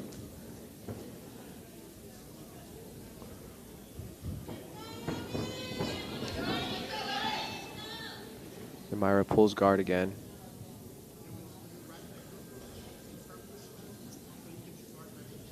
One minute remaining in this match. 1 minute remaining.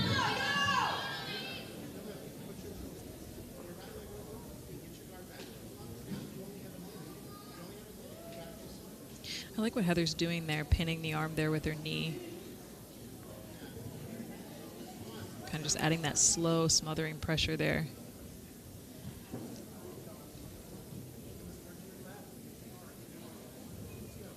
Little mufflers covering the face of your Myra. 30 seconds remaining.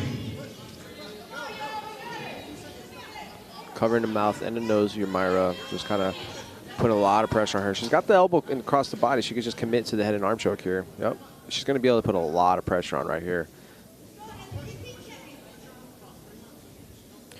Heather's going to dismount. To the outside. She's going to drop her hips, drop her body, drop her chest. She's going to squeeze. You see if she gets to tap in the last few seconds. Just not enough time. Nice. Man, Heather's pressure is phenomenal. Just watching the way she was dealing with your Myra's guard, passing the outside, slicing right through her legs with a knee cut. Ladies and gentlemen, the 6-minute time limit has expired. This match is a draw.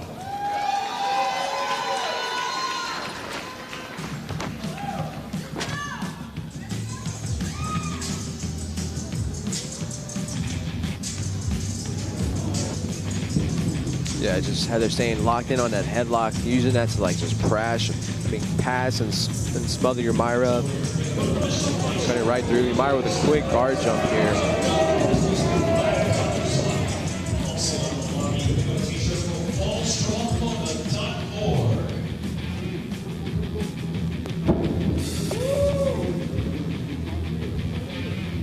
Definitely like to see Heather on this stage again. Yeah. And I didn't know that they both came in at 105 pounds. Yeah, it's small, mighty, but fierce for sure. Wow. Please welcome to the blue corner, Janice Russell. All right, so we're going to move right along. This next match is brought to you by White Belt BJJ. Make sure to check them out at wbbjj.com. We're going to see Janice Russell from Delua BJJ and A-Force versus Hope Wilkins Holmes from Global Martial Arts. And again, Hope Wilkins actually stepped in late to take this match, so thank you so much to Hope for that. This is going to be a 115-pound gi match. Please welcome to the red corner, Hope Wilkins Holmes. And I believe Hope will actually be making her debut later on in the year on Fury FC. Oh, wow. Very good. Yeah, definitely staying busy. That's good.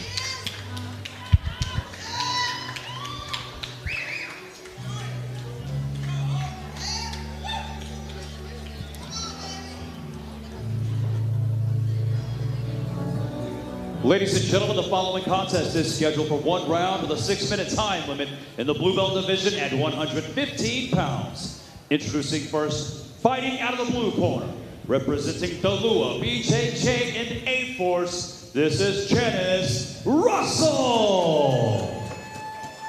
And introducing her opponent, fighting out of the red corner, representing Global Martial Arts, this is Hope Wilkins Holmes.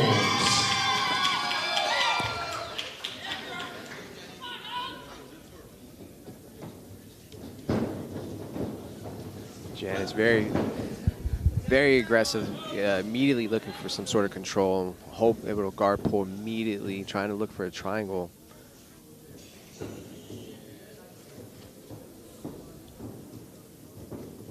A little Gogo Plata action there almost. Oh, Hope is going to spin around for a knee bar attempt. She doesn't quite have the knee. Maybe she changed it to a calf crush, a toe hold. Janice with a knee bar of her own. Might see a toe hold here from Janice. Going to pinky to pinky. Yeah, this is going a little bit differently than I expected to. Janice is actually a very decorated wrestler. That's mainly her background here, so it's awesome to see just such a diverse game here. Yeah.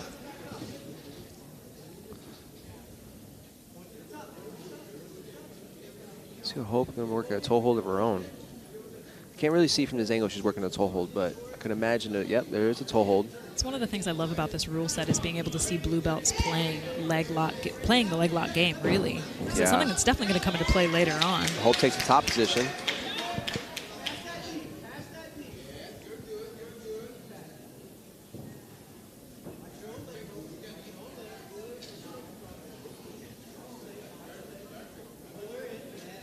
Janice looking for a straight foot lock. She's going to go belly down. She's going to put a lot of pressure here. This might see a tap here, especially with the knee wedged in there like that. She's got her hand on the lapel on her collar, and she's going to reinforce that grip on the ankle.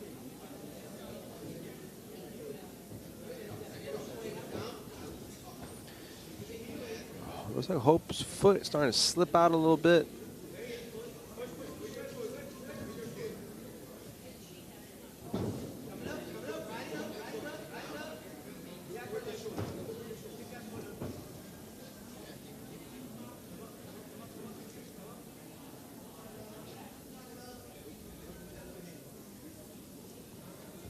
Janice bails on a foot lock and goes for a toe hold, or a reverse toe hold on the opposite foot.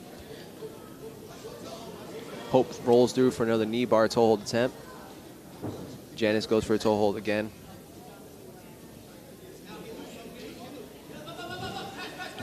Hope takes the top position.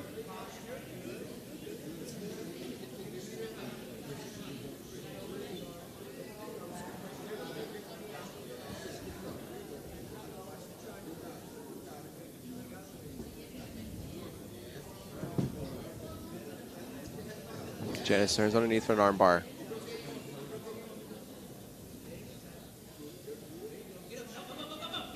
Hope is able to clear the arm. Man,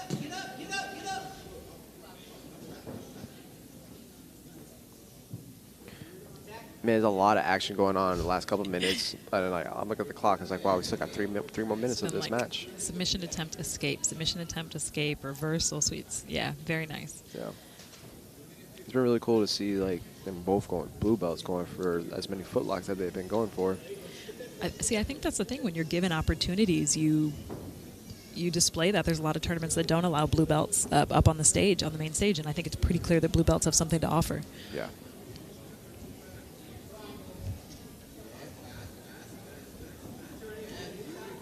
Nice outside pass from Janice.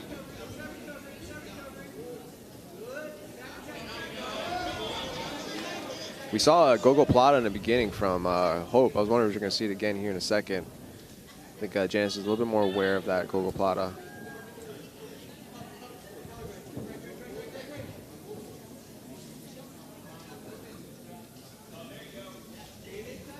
Let's just trying to set up that Gogo Plata again, having a foot across the neck. And Janice is stuffing the foot, so she's not going to be able to get it the position that she needs.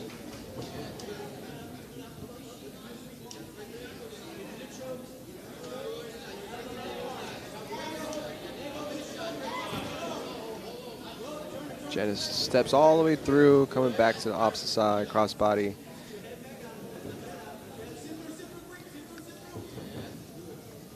Jen set up a reverse triangle from the turtle position.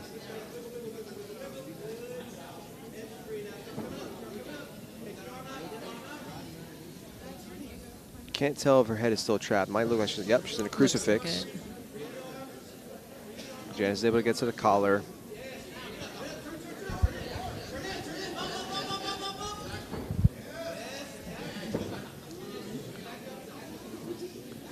Janice is going to continue to spin as she gets to the back. 1 minute remaining.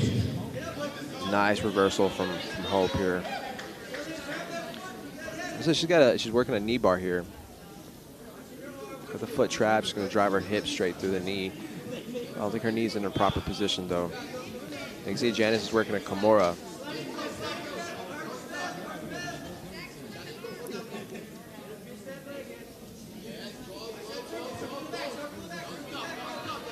Seconds remaining.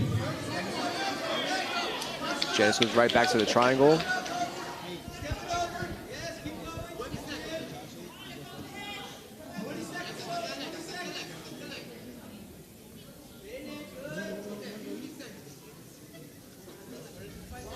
Seconds.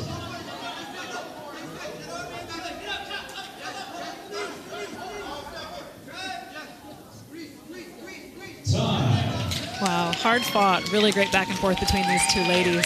What a great matchup. Yeah, seriously. That was an excellent matchup.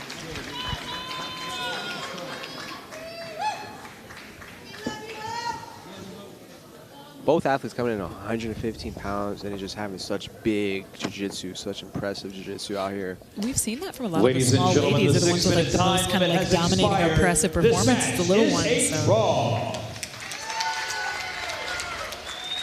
Definitely like to see both of these athletes back on the stage again. You know? Yeah, for sure. And I don't think this will be the last time you see either one of them. I think it's just super aggressive early on. You know, Hope to pull guard right away. Janice staying so well connected. Hope spinning for a knee bar here, almost actually getting it. And then look at how she just changes it into like a calf crush. You know, she's working this like calf crush here. Janice rolls through, commits to her own leg lock. And this belly down arm, this belly down ankle lock, man, was tight. Super uncomfortable.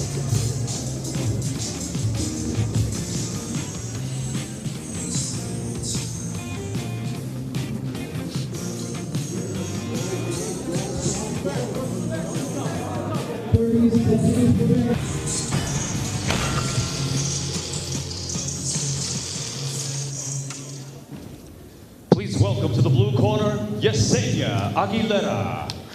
All right, this is going to be our second United Jiu-Jitsu competitor of the night. We're going to see Yesenia Aguilera versus Alex Samara from Gracie Baja Pearlan. This is going to be a 170-pound gi match.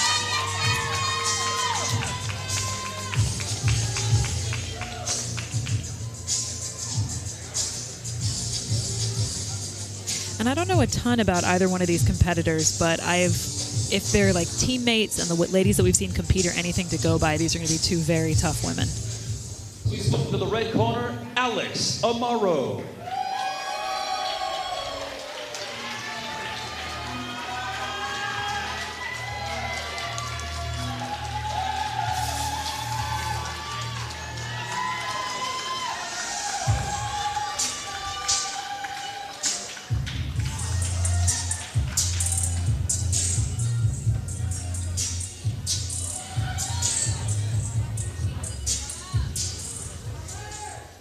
Ladies and gentlemen, your next match is scheduled for 1 round with a 6-minute time limit in the blue belt division at 170 pounds. Introducing first, fighting out of the blue corner, representing United Jiu-Jitsu, this is Yesenia Aguilera. And introducing her opponent, fighting out of the red corner, representing Gracie Baja Pearlan, this is Alex Amaro.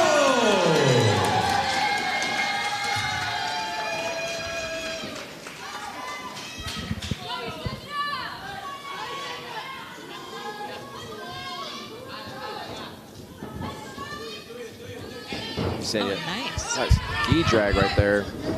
That's my favorite. Good head pressure there by Alex. Oh, Yeah. nice. Very good reaction. Thought she might be a little bit high there, but she still appears to be attacking the arm.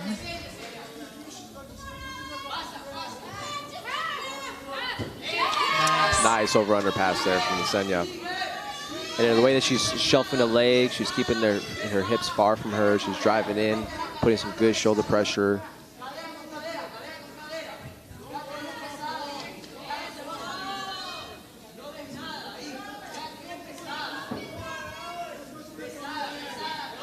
Alex is able to recover. Alex is going to stand back up. Alex pulls guard. Yesenia sitting back. I see Alex come up on top here. Yesenia sitting back for an ankle lock attempt, it looks like.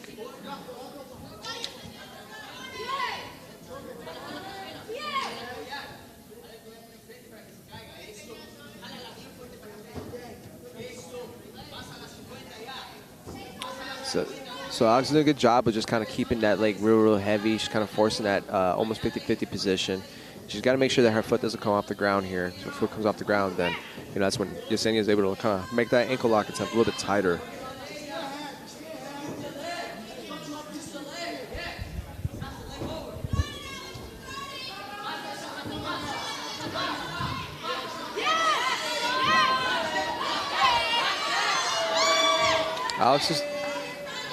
Alex has got to kind of fight the hands here. Yep, stay on top. This is important for her right here, is make sure she stays on top.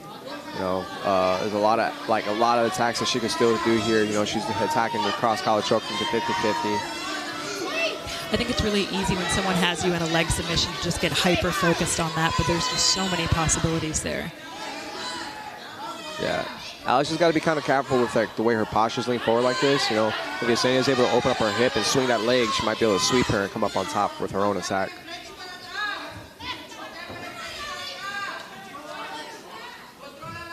Especially with that arm inside like that, how the arm's kind of across, the elbow's a little bit exposed. There is a 50-50 arm bar there that could be attacked, but that requires a little bit more flexibility.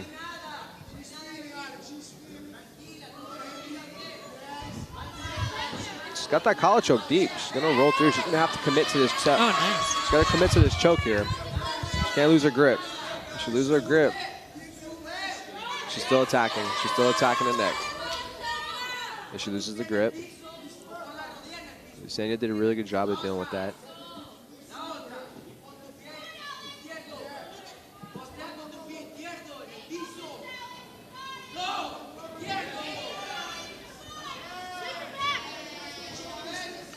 Alex going right back to that cross collar choke again.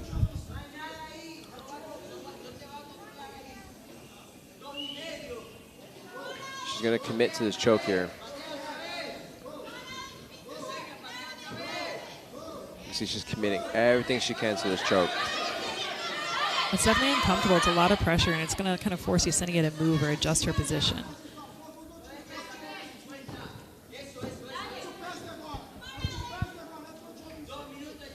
Alex's coach is calling her to pass the guard.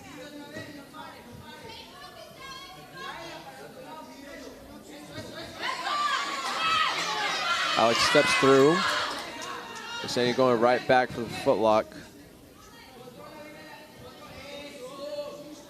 Now remember, there's no heel hooks for blue belt gi matches. Blue belt period. Blue belt no gi nor gi matches. There's no heel hooks.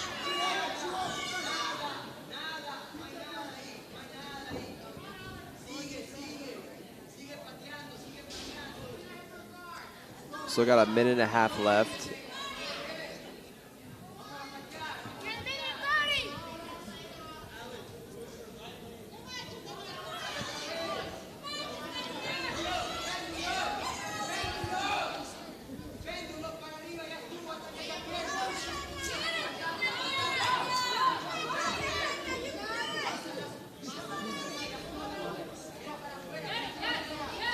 Looks like Yesenia is trying to turn this into an Achilles lock.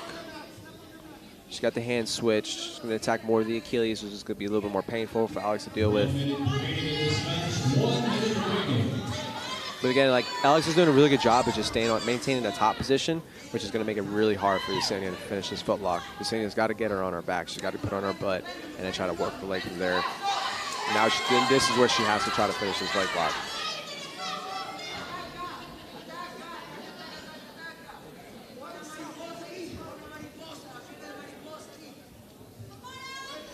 Yesenia looking for that Achilles lock again. 30 seconds remaining. She's got a reverse ankle lock grip on there, which attacks more of the Achilles than it does the ankle joint. So she's going to be crushing out that calf muscle, that Achilles. It's going to be painful. It's going to be frustrating to deal with. Yeah, more a pain compliance than Yeah. a quick tap. Well, you'd be surprised at how many people it taps with. You know, there's some people that, you know, that got tender legs. And I think there's a lot of people that don't play leg locks as well. Yeah. I think it's definitely an area of panic for people. Yeah.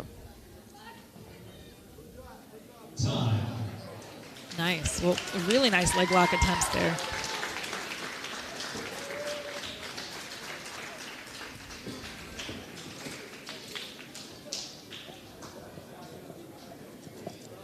Ladies and gentlemen, the 6-minute time limit has expired. This match is a draw.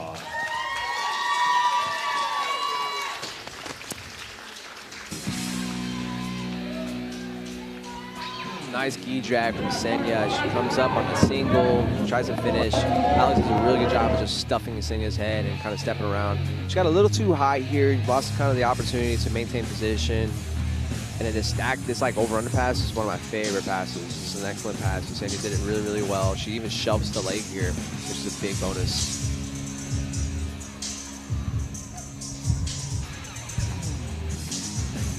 Almost looks like a heel hook attempt there. She's got to be careful. There's no good heel hooks to her belt. Please welcome to the blue corner, Lorena Bayi.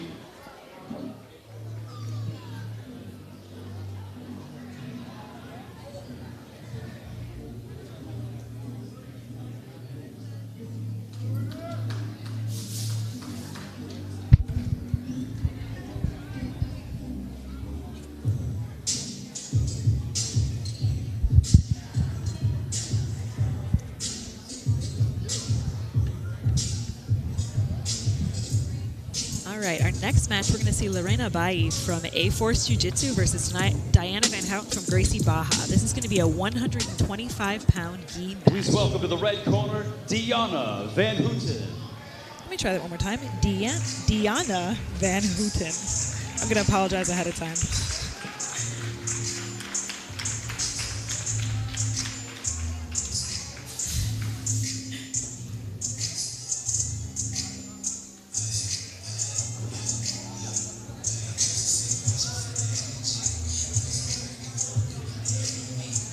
We've seen both of these ladies on the stage before. Both have competed for Submission Hunter. Actually, both frequent competitors in general. I've never seen this matchup before, so I'm really Ladies and interested. gentlemen, This the should be a good following one. contest Yeah, I think this is gonna be a great scheduled for matchup. one round with a 6-minute time limit in the blue belt division at 125 pounds.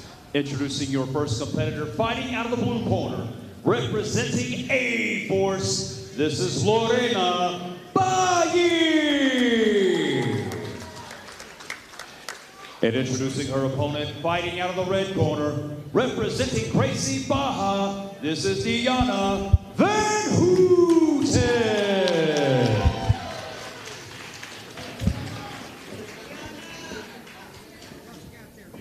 All right, both athletes meet in the middle. Immediate guard pull from Lori. Looks like she's looking for Tomanagi from De La Hiva. She's gonna stretch Diana out a little bit. She's gonna heavy lean to one side.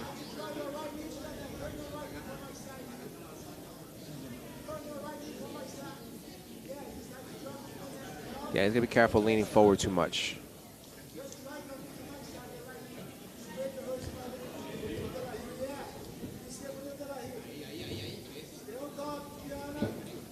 Where he's able to kind of tilt her, push her back. She's kind of following through with her legs here. Great position, gonna force that close guard.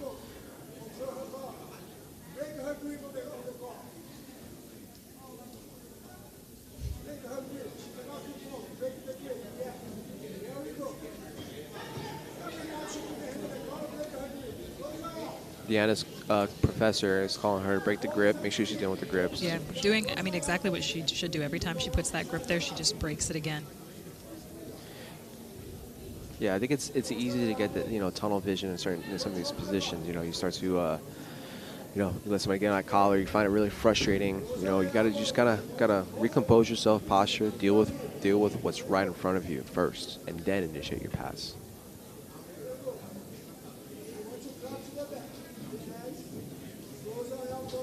We see another.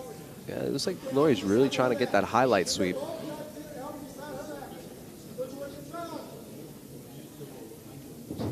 Nice. I love to see people play a little bit of spider guard. Looks like she's got a good lasso over there. I'm trouble seeing from this angle. Yeah, she's got a lasso on a far arm here, which is good. She's got the spider on this bicep here. Deanna was doing a good job of kind of using her knee. I like to see her knee kind of bump behind Lori's knee to collapse that spider, that half spider on that arm. She's gonna be careful dropping to her knees here because this is where she can shoot a triangle real quick. We're switching to omoplata. Actually, she's in a perfect position for an omoplata. Nice. Oh, excellent. It's coming straight over to the mount. Very aggressive. Being aggressive when you need to be. So Yeah. she's almost working this triangle again. She's gonna watch the arm. She's gonna peel the hand apart. And she gets the tap. There's the Excellent. tap. Well executed, beautiful transitions.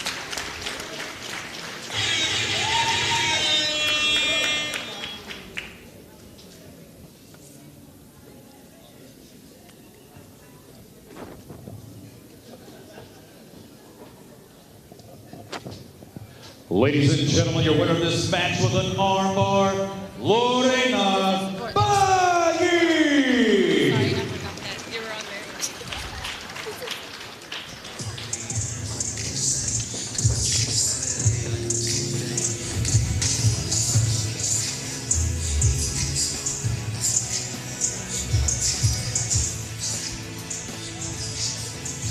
There's a nice sweep attempt here from Lori. She's going to follow through, commit to the close guard.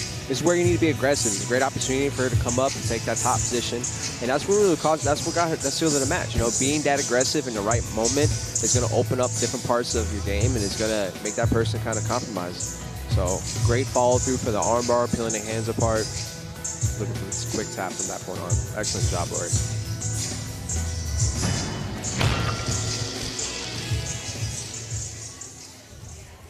Please welcome to the blue corner, Kelsey Carter. All right, moving right along, we're going to see Kelsey Carter from Precision Jiu Jitsu versus Adriana Marcella from Gracie Baja Pearlan. We've had quite a few Gracie Baja Pearlan competitors on this card tonight.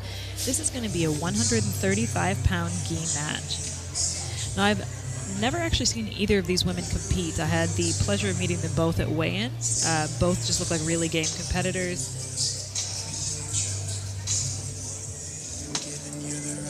Please welcome to the red corner, Adriana Marcella.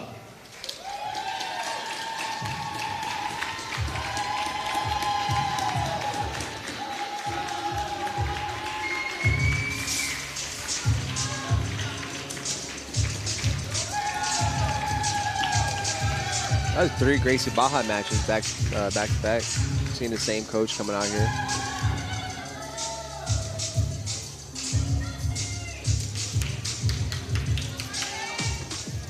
Ladies and gentlemen, the following contest is scheduled for 1 round with a 6-minute time limit in the blue belt division at 135 pounds. Introducing your first competitor fighting out of the blue corner.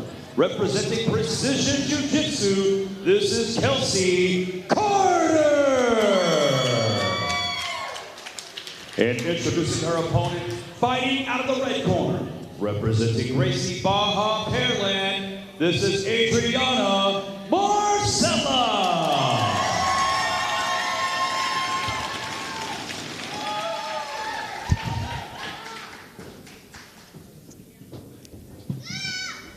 Both coming in with a really low posture. Usually just a sign of a double guard pull here, but we'll see.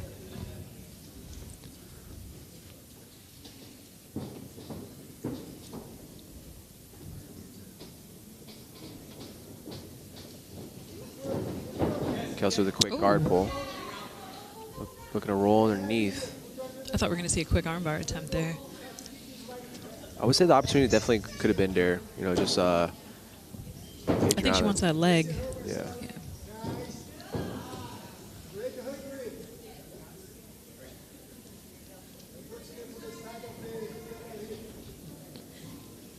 really nice kind of like guard game from Kelsey here. You know, got that deep De La Hiva, outside De La Hiva here. She's looking to pull the lapel over, maybe work some squid, like a little bit of squid guard action or lapel guard. I like how she hung on that lapel and like forced Adriana to drop.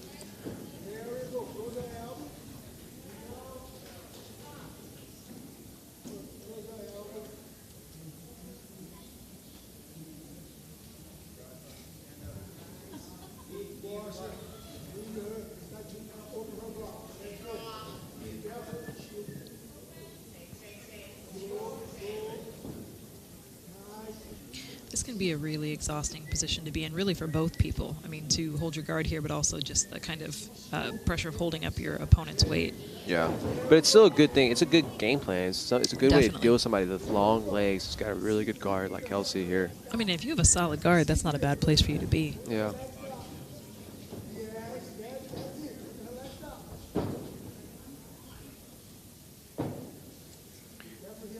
She's got to watch the position of her feet. Wow. Adriana needs to switch sides and pass to the opposite side. She's got her head on the outside of that knee, so she needs to kind of work her way to that side there. Kelsey with the sweep. Comes on top. Adriana going to play a guard game of her own here.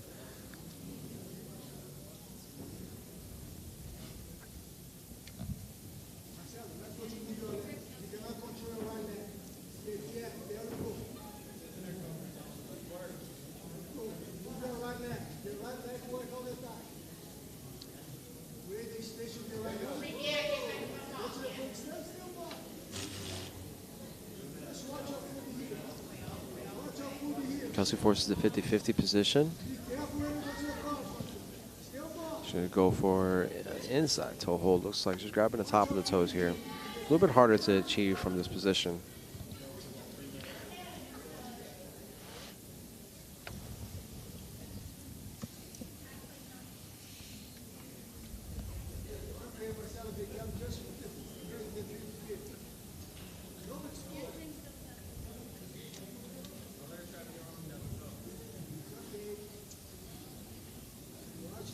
She's trying to pass the lapel around her neck, and she's gonna like kind of do like a punch choke here. Like, she lost it.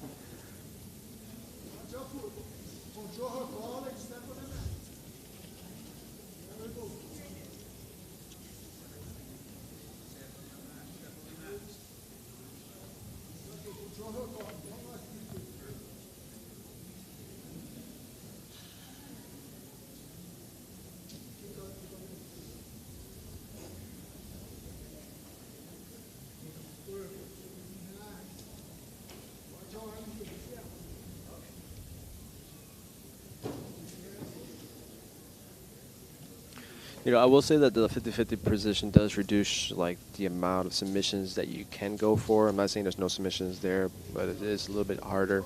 I like how Kelsey's trying to use this lapel to get around Adriana's neck. You know, it's definitely something that Adriana needs to be aware of, especially dropping her head. And it's kind of like a safety line for Kelsey to kind of make Adriana think about the you know, how much pressure she plans on applying here. You can do so much with that lapel. And she got such long legs too.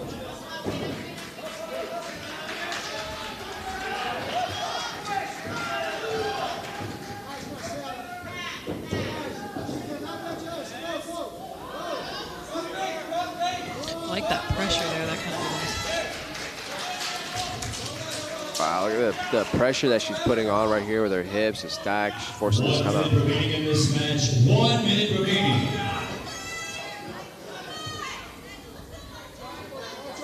Adriana forces deep half, looking to come out the back.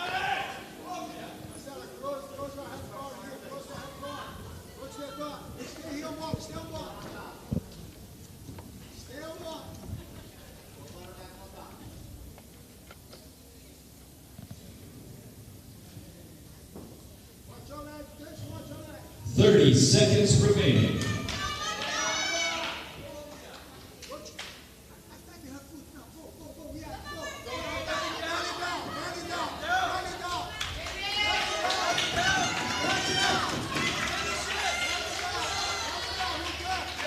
Adriana to go with belly down, ankle lock. 10 seconds. I don't think she quite has the leverage here. It's gonna be, it might be a little frustrating. Needs to be a little further back and see the belly fully down. Yeah, there. it's more of like a calf crush than it is an ankle lock. But I mean, it's the last attempt for a submission. You know, that's what we want to see. We want to see it end this fight like a warrior. So she did a really good job. Both athletes did a really good job. Really impressed by Kelsey's guard. You know, and I'm really impressed by Adriana's awareness, her ability to pass. You know, deal with Kelsey's really long legs, even throwing up some different lapel guard there. Ladies and gentlemen, the 6-minute time limit has expired. This match is a draw. That was a great performance from both athletes. Definitely. It's Kelsey with guard pull here, looking to roll underneath. Almost looks like she's trying to catch a knee bar there. Great guard retention from Kelsey too, and then just awareness from Adriana as well. Like right here, just making sure her head is in the proper position for the leg. She's not going to get sucked into a triangle. Adriana showing a little bit of guard action of her own. And this 50-50 position is really difficult for Adriana to deal with, especially somebody as long as Kelsey.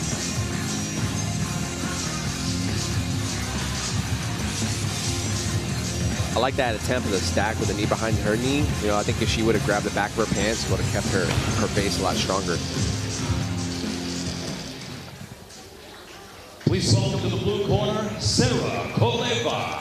All right, we're moving towards the end of our card. We're about 4 more matches. We're going to see Sarah Koleva from GFT and Paradigm versus Bridget Brumbaugh from Gracie Baja West Chase. Both of these are highly competitive gyms. This is going to be a 140-pound gi match.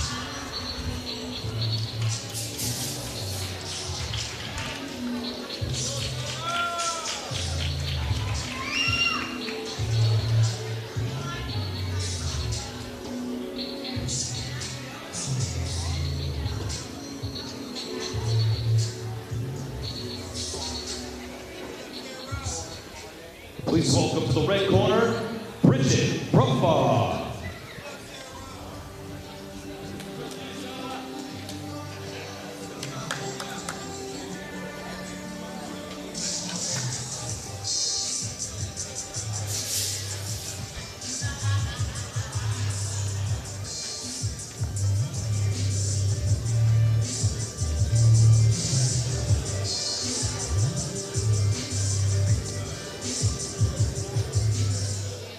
Ladies and gentlemen, the following contest is scheduled for 1 round with a 6-minute time limit in the blue belt division at 140 pounds. Introducing your first competitor fighting out of the blue corner, representing GFT and Paradigm, this is Sarah Koleva.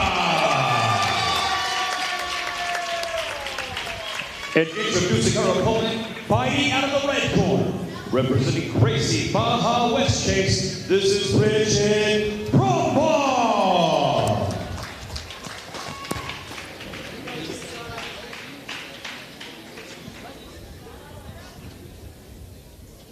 All right.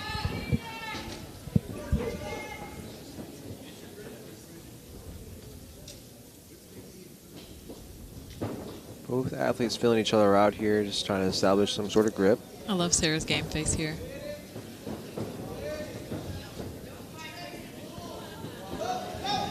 Oh, nice.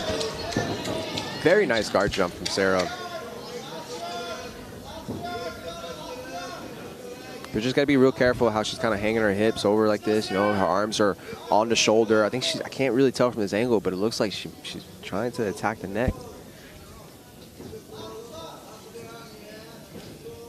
Yeah, it looks like Bridget's trying to do a cross collar choke from inside Sarah's guard.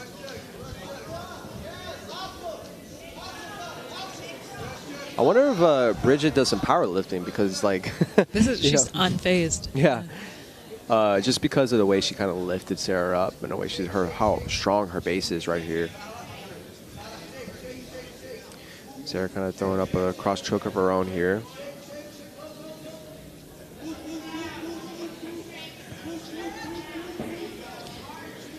We're going to see some shaking here, but just a reminder, there's no slams in the gi. Sarah needs to be very careful. Bridget needs to be very careful her hand position here on Sarah's collar. You know, this is she may be strong, but I mean, it's still a compromising hand position. Very easy to get trapped into an arm bar. You see Sarah kind of dragging that arm around. She's trying to cut the angle. Bridget's a little bit aware, trying to bury her head.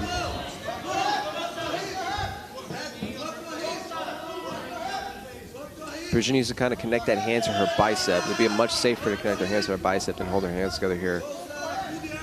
Sarah kind of needs to switch that angle and sort of just clamp down there. Yeah, I need to see Sarah, exactly what you said. We need to see Sarah kind of connect her ankles together here, connect her feet, and then just bite down real hard on her legs and just kind of keep her hips engaged with that elbow, and then look for the little space to just kind of peel the hands apart.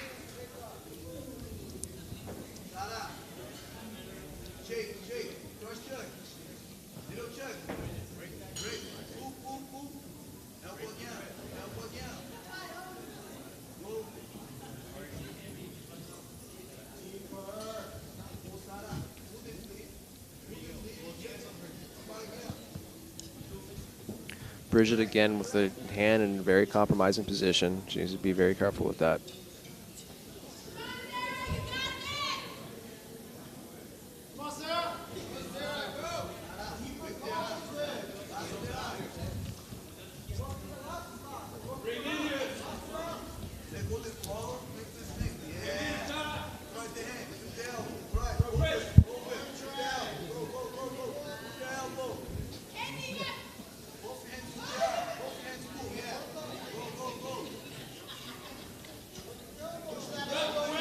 Sarah looking for a 2-on-1 drag here. So grab that sleeve, retrap the elbow.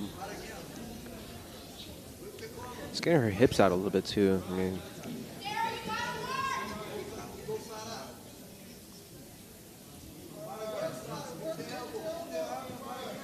there's still plenty of time on the clock for a submission to happen. I think Sarah's doing a good job of just kind of maintaining this position.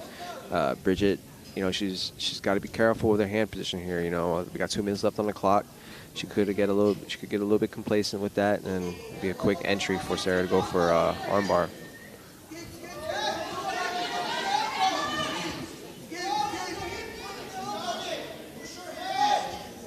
You see Sarah's trying to clear the head of Bridget. She needs to kind of swing her hips and bump her hip up a little bit, like, you know, hop her hip up into that angle and then throw a leg over her head.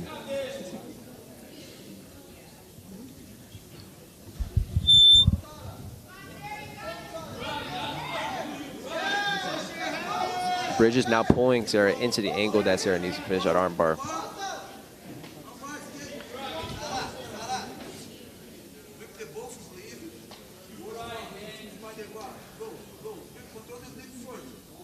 You see, I think next time Sarah gets to that angle, she needs to try to trap the shoulder instead of going straight for the head. It'll kind of minimize the amount of movement that she'll need to do in order to clear the head.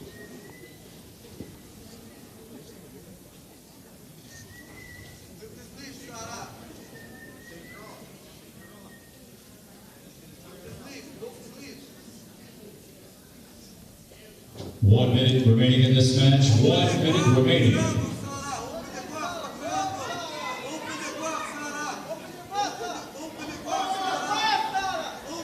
Like Sarah's trying to do a wrist lock with her forehead.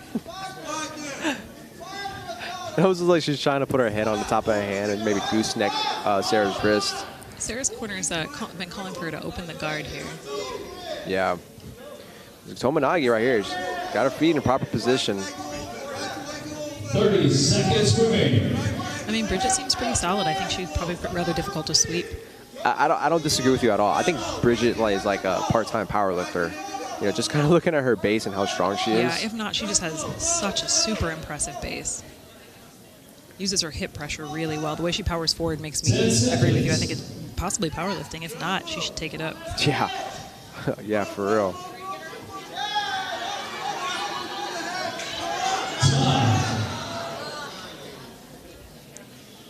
Hard-fought match.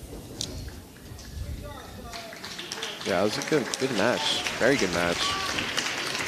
It was a good matchup. You know, Sarah was very technical, you know, in her match, and she was kind of playing a little bit. Ladies and gentlemen, the 6-minute time limit has expired. This match is a draw. She's kind of playing a little bit of like a safer game with her closed guard. She didn't open up too much.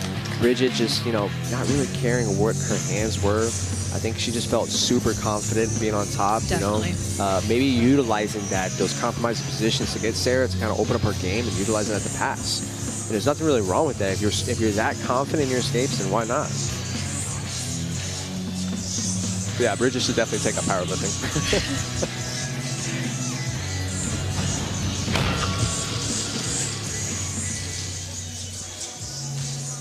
Please welcome in the blue corner, Amalia Merrell. All right, moving right along, we're going to see Amalia Merrell from Gracie Baja versus Ashley Martinez from Texas Third Coast. This will be a 115-pound gi match.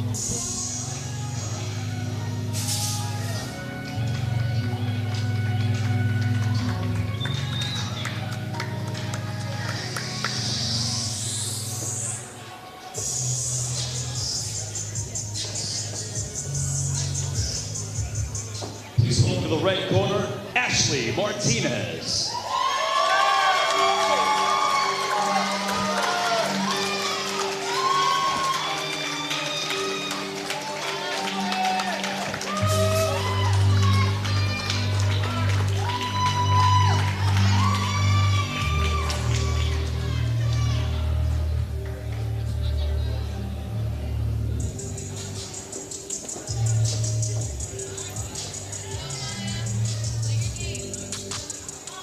Ladies and gentlemen, your next match is scheduled for 1 round with a 6-minute time limit in the blue belt division at 115 pounds. Introducing your first competitor fighting out of the blue corner, representing Gracie Baja, this is Amalia Merrell.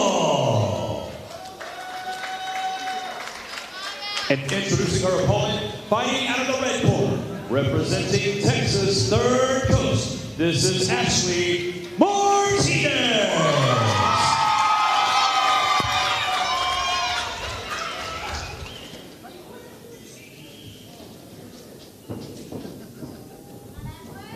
A gi drag attempt from Ashley. Ashley jumps guard right away. Amalia, sorry. Amalia jumps guard right away.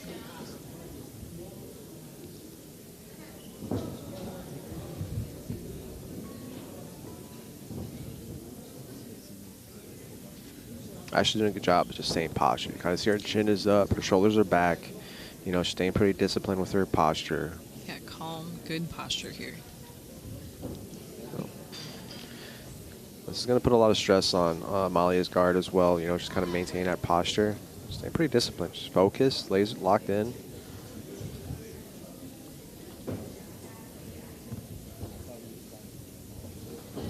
Yeah, it kind of forced Amalia to open up her guard.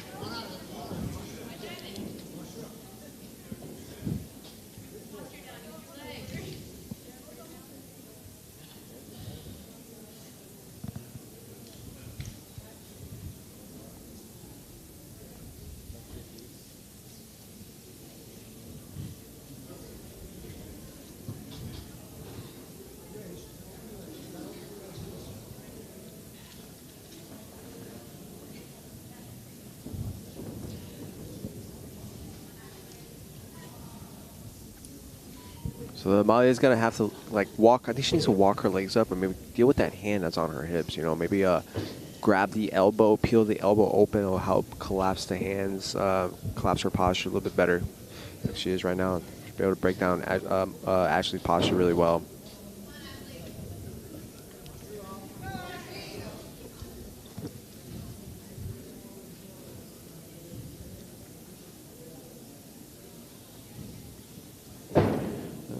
Ashley, again, just staying real disciplined with her hand position.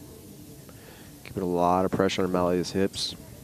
Amalia's kind of like bumping her hips to try to get Ashley the post on her hand, which will help break her posture down a lot more.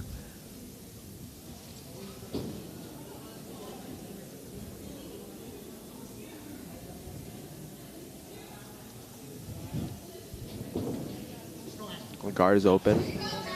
Ashley forces the knee cut, looking to cut through, overcommits a little bit, able to retain position, climbs, takes it back. She got both hooks in, she's in the perfect position to finish the submission here. This is like Because it's considered like a checkmate position for a lot of athletes. You know, you get the hooks in, you get to the back, get the seatbelt. Just takes a little bit of time, just kind of find that collar grip and make it tight. Yeah, we might see a submission here. See if she goes to the leg. She might grip up on the right leg to kind of put more pressure, changes to a bow and arrow.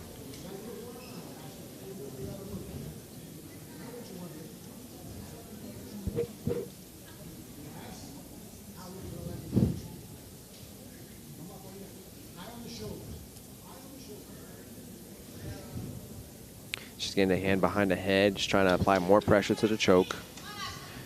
Ashley's looking to trap the shoulder. Amalia's turning into the choke. She's got to be careful. There's a tap. Very nice.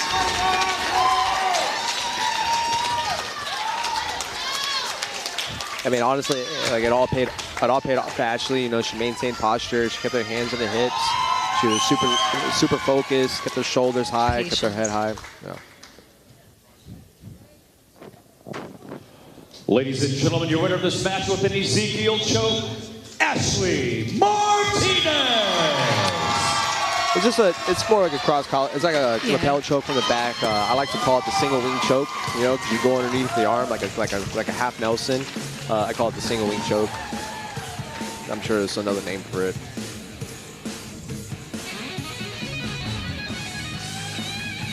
Yeah, Ashley, she kind of overcommits here on this pass, but then she's able to follow through and find the niche really well. And immediately climbs, gets her hooks in, and then right here, Amalia just kind of turned into the wrong position. She turned into that choke, and then she's fighting the hand, and she needs to fight the elbow. You know, kind of peel that elbow open over her head to survive. But, you know, good time to learn. Please welcome to the blue corner, Camila Lopez. All right, we are on our last gi match of the evening. We're going to see Camila Lopez from Revolution Dojo versus Lisa Ripley from Pablo Silva. This is going to be a 125-pound gi match.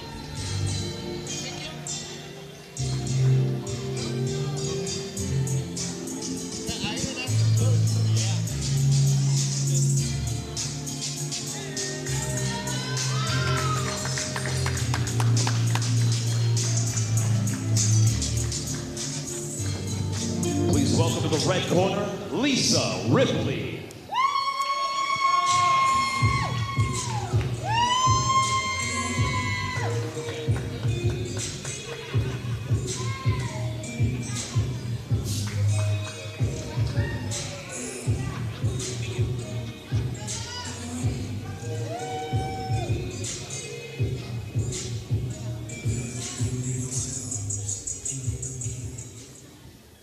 Ladies and gentlemen, the following contest is scheduled for one round with a 6-minute time limit in the blue belt division at 125 pounds. Introducing your first competitor fighting out of the blue corner.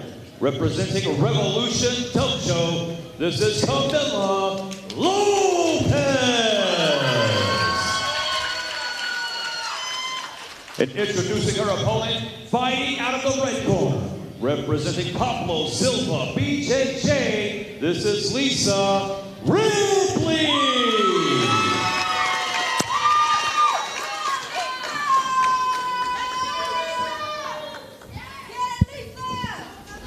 Right away going to some straight action. Camila pulls guard, looks for a Tomanagi off the Delihiva. Nice Tomanagi. This is the kind of dynamic guard I've come to expect from the Revolution girls.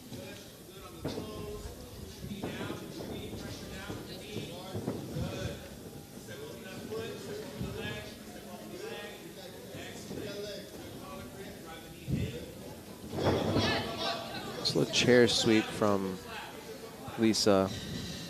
This is looking to trap the foot, looks like.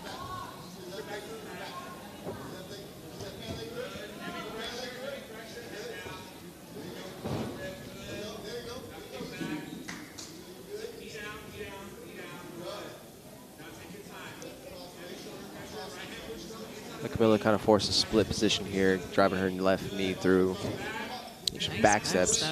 Yep, back steps right through the guard.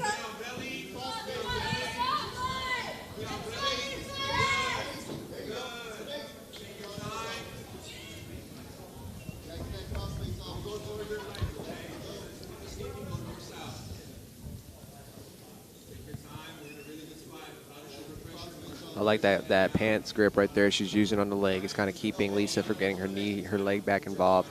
And she's got good shoulder pressure. She's keeping her head really low too. You know, this is a good way to just to maintain this position. Get your opponents to kind of open up.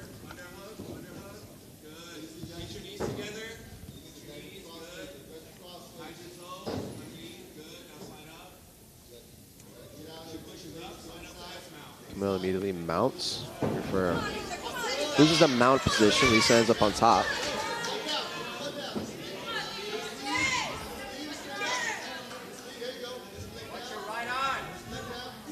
Lisa needs to be careful. She's leaning really heavy to her right side.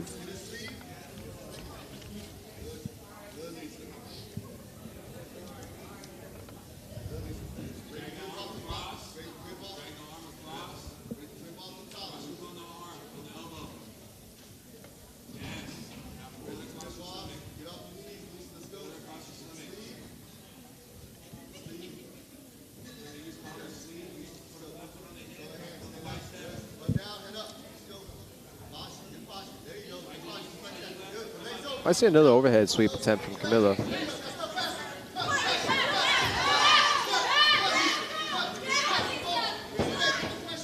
Nice.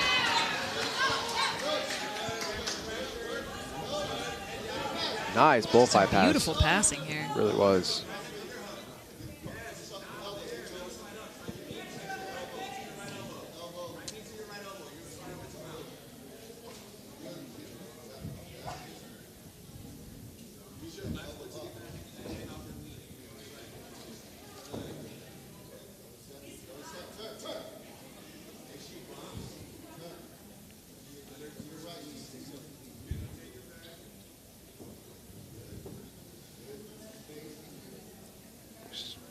Kind of like the knee right position, but keeping her posture really low, which kind of helps with her balance and her base.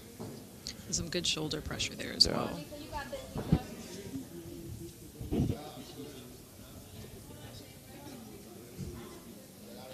She's being careful with the hand position on the chest there.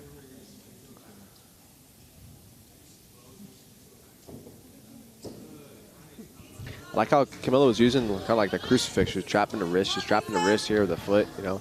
This is going to be a good follow through for like a triangle. You know, she's able to get that right side underhook and then kind of lift her head up and throw that leg over for the triangle.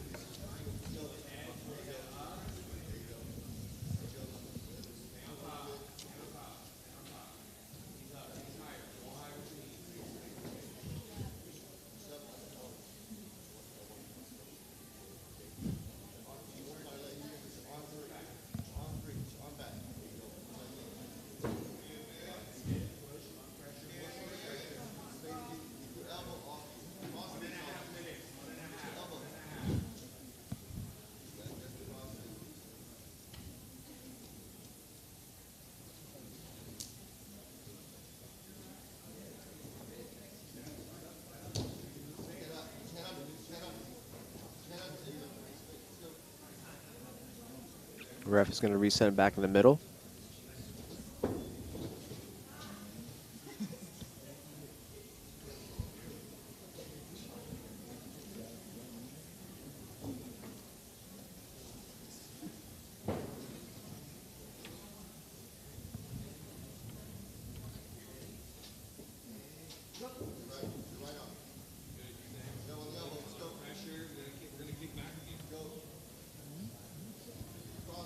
Remaining in this match, 1 minute remaining. Use your right hand to push the knee. Right hand. Yes, use your right hand. Take right hand. Pull the leg out. Pull the leg out. Pull the leg out. Pull the leg out. Knee back. Good. Now knee back. A lot of pressure.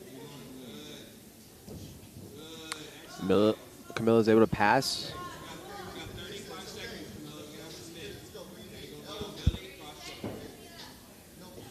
30 seconds remaining. Camila looking to step over, a little step over choke.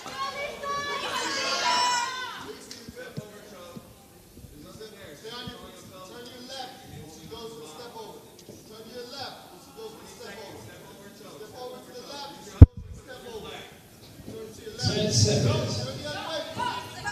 Not enough time on the clock. I don't think we're going to be able to get a finish here. 3 seconds. Well fought match. Yeah. Yeah, it was a very, very impressive match. Camila showing how well-rounded she is, you know, like pulling guard, De La Riva, going for a Tomonagi sweep, and then her passing, her lateral passing, her bullfight passing. Yeah, this is my flawless. first time seeing her compete on Ladies our and card, gentlemen, which the is great 6-minute passing. time limit has expired. This match is a draw. And Lisa, just so much resilience there. Yeah.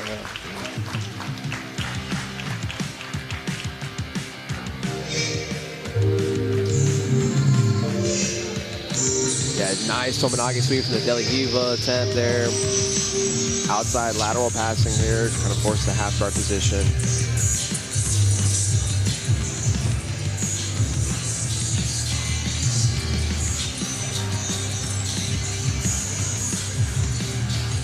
Nice little bullfight pass here. Quick turns. Turns that wheel really well. Goes right to that knee ride. Puts good shoulder pressure on her.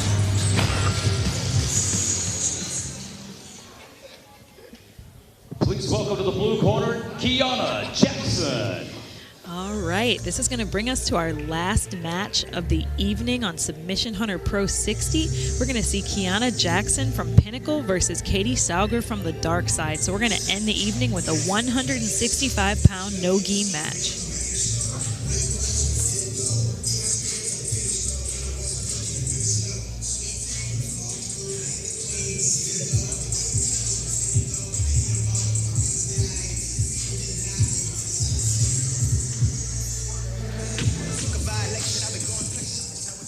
Please welcome to the red corner, Katie Sauger.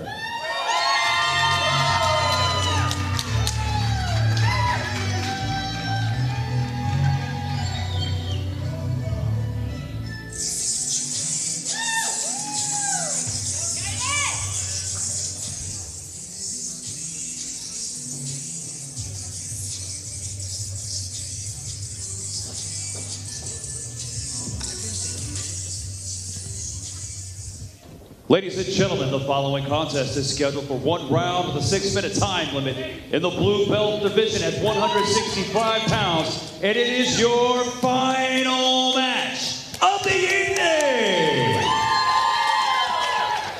Introducing your first competitor fighting out of the blue corner. Representing Pinnacle, this is Kiana Jackson. And introducing her opponent fighting out of the red corner, representing the dark side, this is Katie Sauger.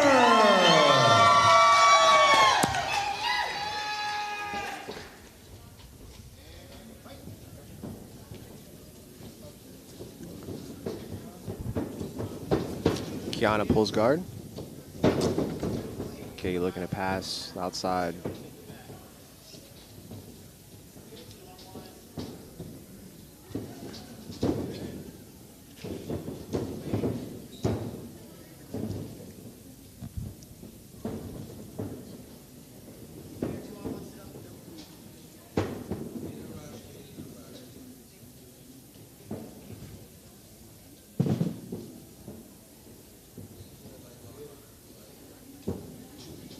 Kiana might be trying to set up, you know, get into the legs a little bit. Get to the closed guard here.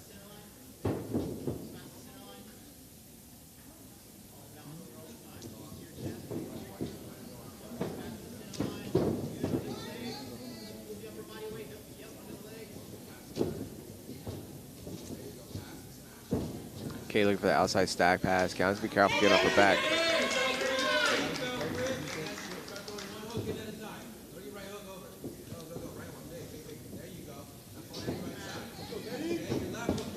Kay's able to establish her right hook. She's working the second hook, and Kiana's doing a good job keeping her shoulders to the mat.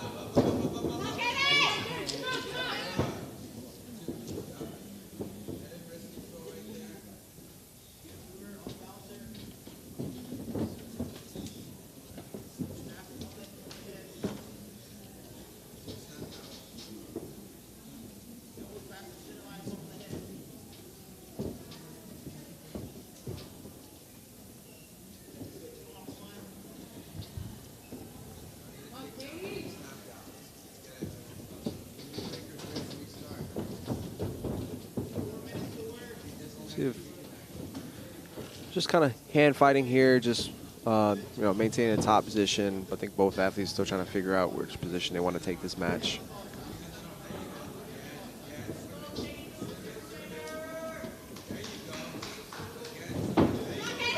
Nice shot from Kiana. Nice shot attempt. Outside single. Kiana's dealing with the hand really well.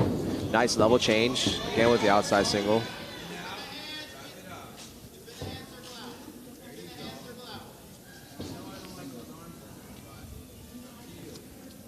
Kiana needs to just focus on peeling the hands apart here. It looks like Katie might be trying to work a deep, I was going to say a darce, but she decided to try to chase the back. Kiana's looking for the underhook.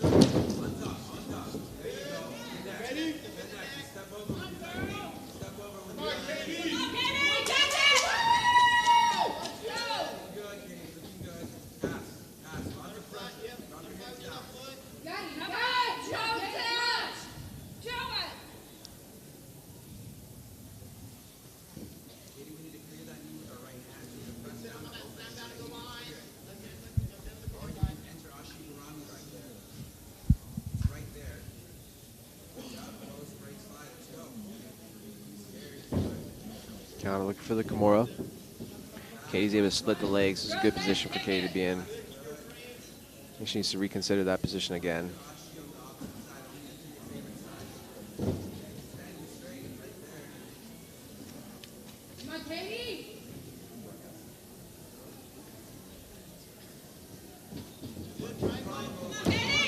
Nice omoplata attempt from Kiana. She's gonna use it to sweep, come on top.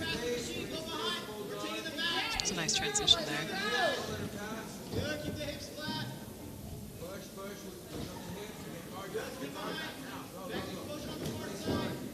Kiana finds the north-south position. It's a good position to hold, kind of maintain the top position, avoid the legs.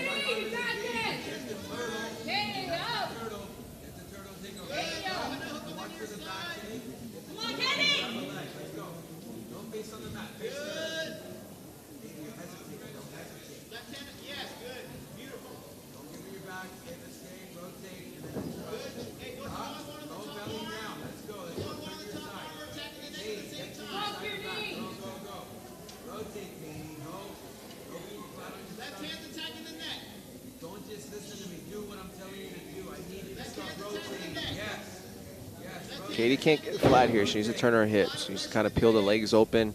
You gotta almost like use your own leg to separate her feet and then turn your hips over. Kiana stays attached to the back.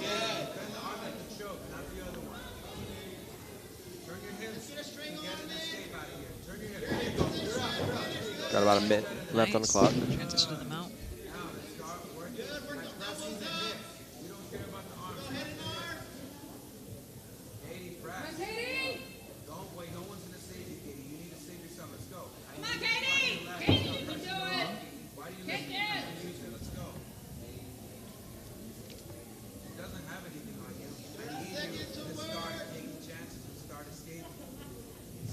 Seconds remaining.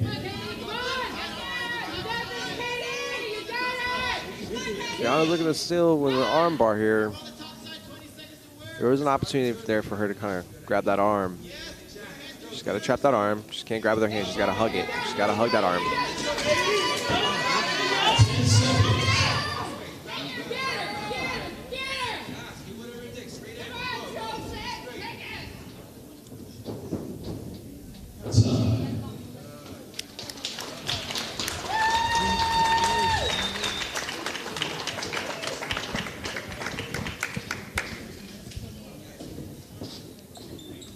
Ladies and gentlemen, the 6-minute time limit has expired. This match is a draw.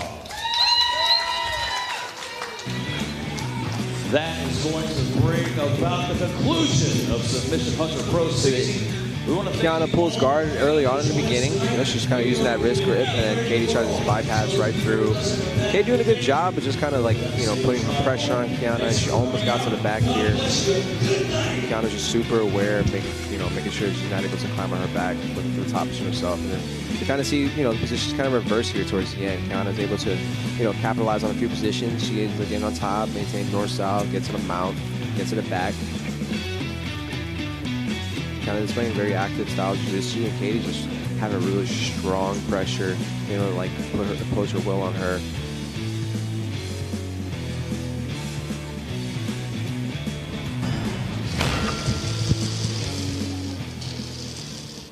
So again, we saw some really strong matches. I love both of the title fights. I thought it was cool to see both Roxanne and Danielle come in from kind of two different worlds to see this extremely high-level technical jiu-jitsu. Of course, Andreza and Alana.